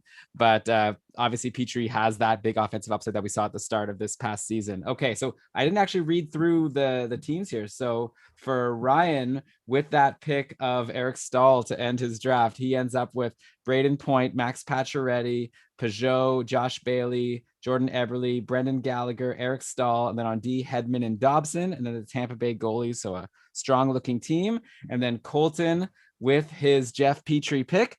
He rounds out a team of Mark Stone, Matt Barzell, Anthony Beauvillier, Nick Suzuki, Riley Smith, Cole Caulfield, Josh Anderson, and then Pietrangelo and Petrie, the 2 Ps on D, and the Islanders goalies. And then we all know where, Jordan, where you're going for your last pick, but I'll let you announce it since I'm sure you're excited too. Well, I guess I got to go with Alex Tuck's brother's team because he was drafted last year. But as much as the Tampa defense does kind of look barren, I kind of defaulted to pick Montreal team. That was my plan from the start, so it's all good. Okay. I like it when a plan comes together. So you got your first choice team goalie with Montreal. To be fair, Carey Price's numbers are identical to Andrei Vasilevsky's these playoffs. Same win-loss total, 1 save percentage point higher, so 935 compared to 934, and same quality start percentage. So Carey Price playing like the best goalie in the world, which he once was. I'm not sure he still is, but he's had a really, really nice performance after a lot of inconsistency. So it's been great to see. And boy, is he going to need to be incredibly, incredibly on top of his game to get Montreal through this series. Okay, and that concludes our draft. So did I read? Oh, so Jordan's team to finish this off: Stamkos, William Karlsson, Alex Killorn, Tyler Toffoli, Kyle Palmieri, Corey Perry, Alex Tuck. Then his D is Theodore and Ryan Pulak. And then the Montreal team goalies. This is going to be so fun. If anyone wants to follow along after listening to the show, Brian, what URL should we use? KeepingCarlsson.com/ Yes, okay. Me on camera, KKPP or okay. I'm just giving you /K. Okay. / or draft, whatever. I don't care. Okay. / KKPP. That's where you'll be able to keep up. We'll link to it in the show notes if you want to keep up with the standings as this round goes. So good luck to Tyler, Ryan, Jordan, and Colton, as well as the other 4 people who earned their way into round 3. And they did a slow draft in another Jordan, who's in tier 1 a couple with me, and Nick and Ollie and Nathan. So the 8 of you are all battling for that NHL jersey from coolhockey.com. And obviously the pride of being the 2nd annual KKPP champion after I won the inaugural version. So, okay. Thanks so much, guys, for joining us on the show. Brian, I'm ready to close this thing out. Do you have any last words, or do any of you guys have it? Okay, I guess. Okay, actually, maybe off the camera. Do any of you have anything you want to like plug or anything like that? I'd happy to give you the opportunity if there's anything. If not, then I'll just. All right. So let me just. Just happy to have some time away from my newborn because I don't have to sleep tonight. Congratulations. Do you want us to just keep the show going a little bit longer? Yeah, I actually took a beer down, so someone might stick around and enjoy it. Enjoy. All right, so I'll just wrap this up then. Thanks so much, everyone, for listening to the show. We hope you've been, again, like we said at the start, enjoying our Beat Writers series. We hope you enjoyed this episode with this really fun round 3 draft. We'll be back at you with some more beat writer interviews, maybe even a heads up draft for the NHL Stanley Cup Finals, where Brian and I could once again talk about all of our correct predictions about this round. But yeah, also, by the way, we have our Keeping Karlsson patron. I don't know what I'm even saying at this point. Patron perks firing away with our promotion over the summer of just $1 a month American, 150 Canadian gets you everything we have to offer. We're having a lot of fun in the Discord right now. We've started up our patron rankings where every day we vote on the next player to be ranked. And in the end, we're going to have a full ranking of players for next season. It looks like Kucherov's about to go 5th overall if things go as expected. If you want to see how that's been going and participate, sign up. Like I said, just $1, keepingkarlsson.com/patron. But with that, Brian, I'm ready to cue the outro music and you could go ahead and read us the credits. We'll get out of here. All right. This episode of the Keeping Karlsson Fantasy Hockey Podcast was presented by Jobber Hockey and powered by our patrons. I leaned heavily on Natural Stat Trick, Frozen Tools, and Hockey Reference for researching this episode, mostly on the fly. And of course, thanks again to all our drafters for being here. Oh, and we used Fantrack, so I'll shout them out for every round of the KKPP. Yeah, thanks again to Fantrax for being one of the easiest places to run your playoff pools, especially a complicated one like this one. And yeah, thanks to Tyler, Ryan, Colton, and Jordan. Good luck to you all. I'll be excited to watch this and see how it plays out. And thanks again for everyone for listening. And Brian, I guess what should people do until they wait for our next episode? Well, first off, if you need a new jersey, head on over to coolhockey.com, who's helping sponsor this tournament, coolhockey.com. And then after you do that, the only thing you need to do is do everything you can to let everybody know that fantasy hockey is for everyone. Blam. By the way, Shane brought up a point that I was going to respond to, then completely forgot, that we could talk about which players that are breaking out, whose like draft stock has risen the most. So maybe that's a good like play episode that we'll do later on for sure. He said maybe Charlie McAvoy, though I kind of feel like McAvoy also the same thing happened in last playoffs. Right. So Everyone we'll was so excited for him this year. I feel like maybe McAvoy's stock has gone up just because of how Grishlik kind of blew was it. Bad. Yeah. It's like a addition by subtraction. Yeah. So maybe now. Yeah, maybe he gets like benched or something next season. Then McAvoy can finally take that top power play. Okay, so we're done. This was fun. This was so fun. Thanks now I want so a beard. much, Tyler and Ryan and Colton and Jordan for being here. You guys were awesome. Thanks, guys. You did really that well. Was a lot of fun. Jump on a podcast and go for it. It was great. Yeah. This is a blast. And like also subject yourself to us critiquing your picks. Like that's not easy. And of course, like it's really easy to just say, oh yeah, great pick, and this is why next pick. It's a lot or maybe yeah. So you really need to what do you were getting into. Yeah, we need to do, because we usually don't even ever do like a follow-up where we're like, hey, remember that time on that episode where I said this was a dumb pick and this was a smart pick? I was totally wrong. Like, you know, Yeah. I guess it's like most hockey analysts. Make sure to call us out on the Discord server. We can call you guys out next round when it's me drafting with the other group as well. So we'll do a little recap. All right. That's a good point. Yeah. I'll re-listen to this episode before we record the next one and take notes of like the things I got wrong. But yeah, this is fun. I'm sad that I didn't get to play. You guys are too good. How does it feel to just keep winning? I've been talking about it all at work all week long, and nobody even watches hockey at my work. Brilliant Nobody genius. to share my excitement with except my dog and my infant. I'm sure they both really appreciate it. Well, I don't know. I like limped my way into round 2. I got the last spot. It came down to the final night, and it was, I think I won by 1 point to get 5th place to advance to round 2, and then picked whatever I picked. I think it was 6th place in the second round. I took Marchand just because he had already gotten 2 or 3 points in the first night, and I was like, well, that's a pretty safe pick, and then just went from there, and I ended up winning it. So, and also my division, however many points I got, I think it was 38, 39. I would not have won most of the other divisions. So I just feel pretty lucky to be here, honestly, in the final 4 or final 8. It's actually divisions of 4 for sure. Yeah, but you got to be good to be lucky.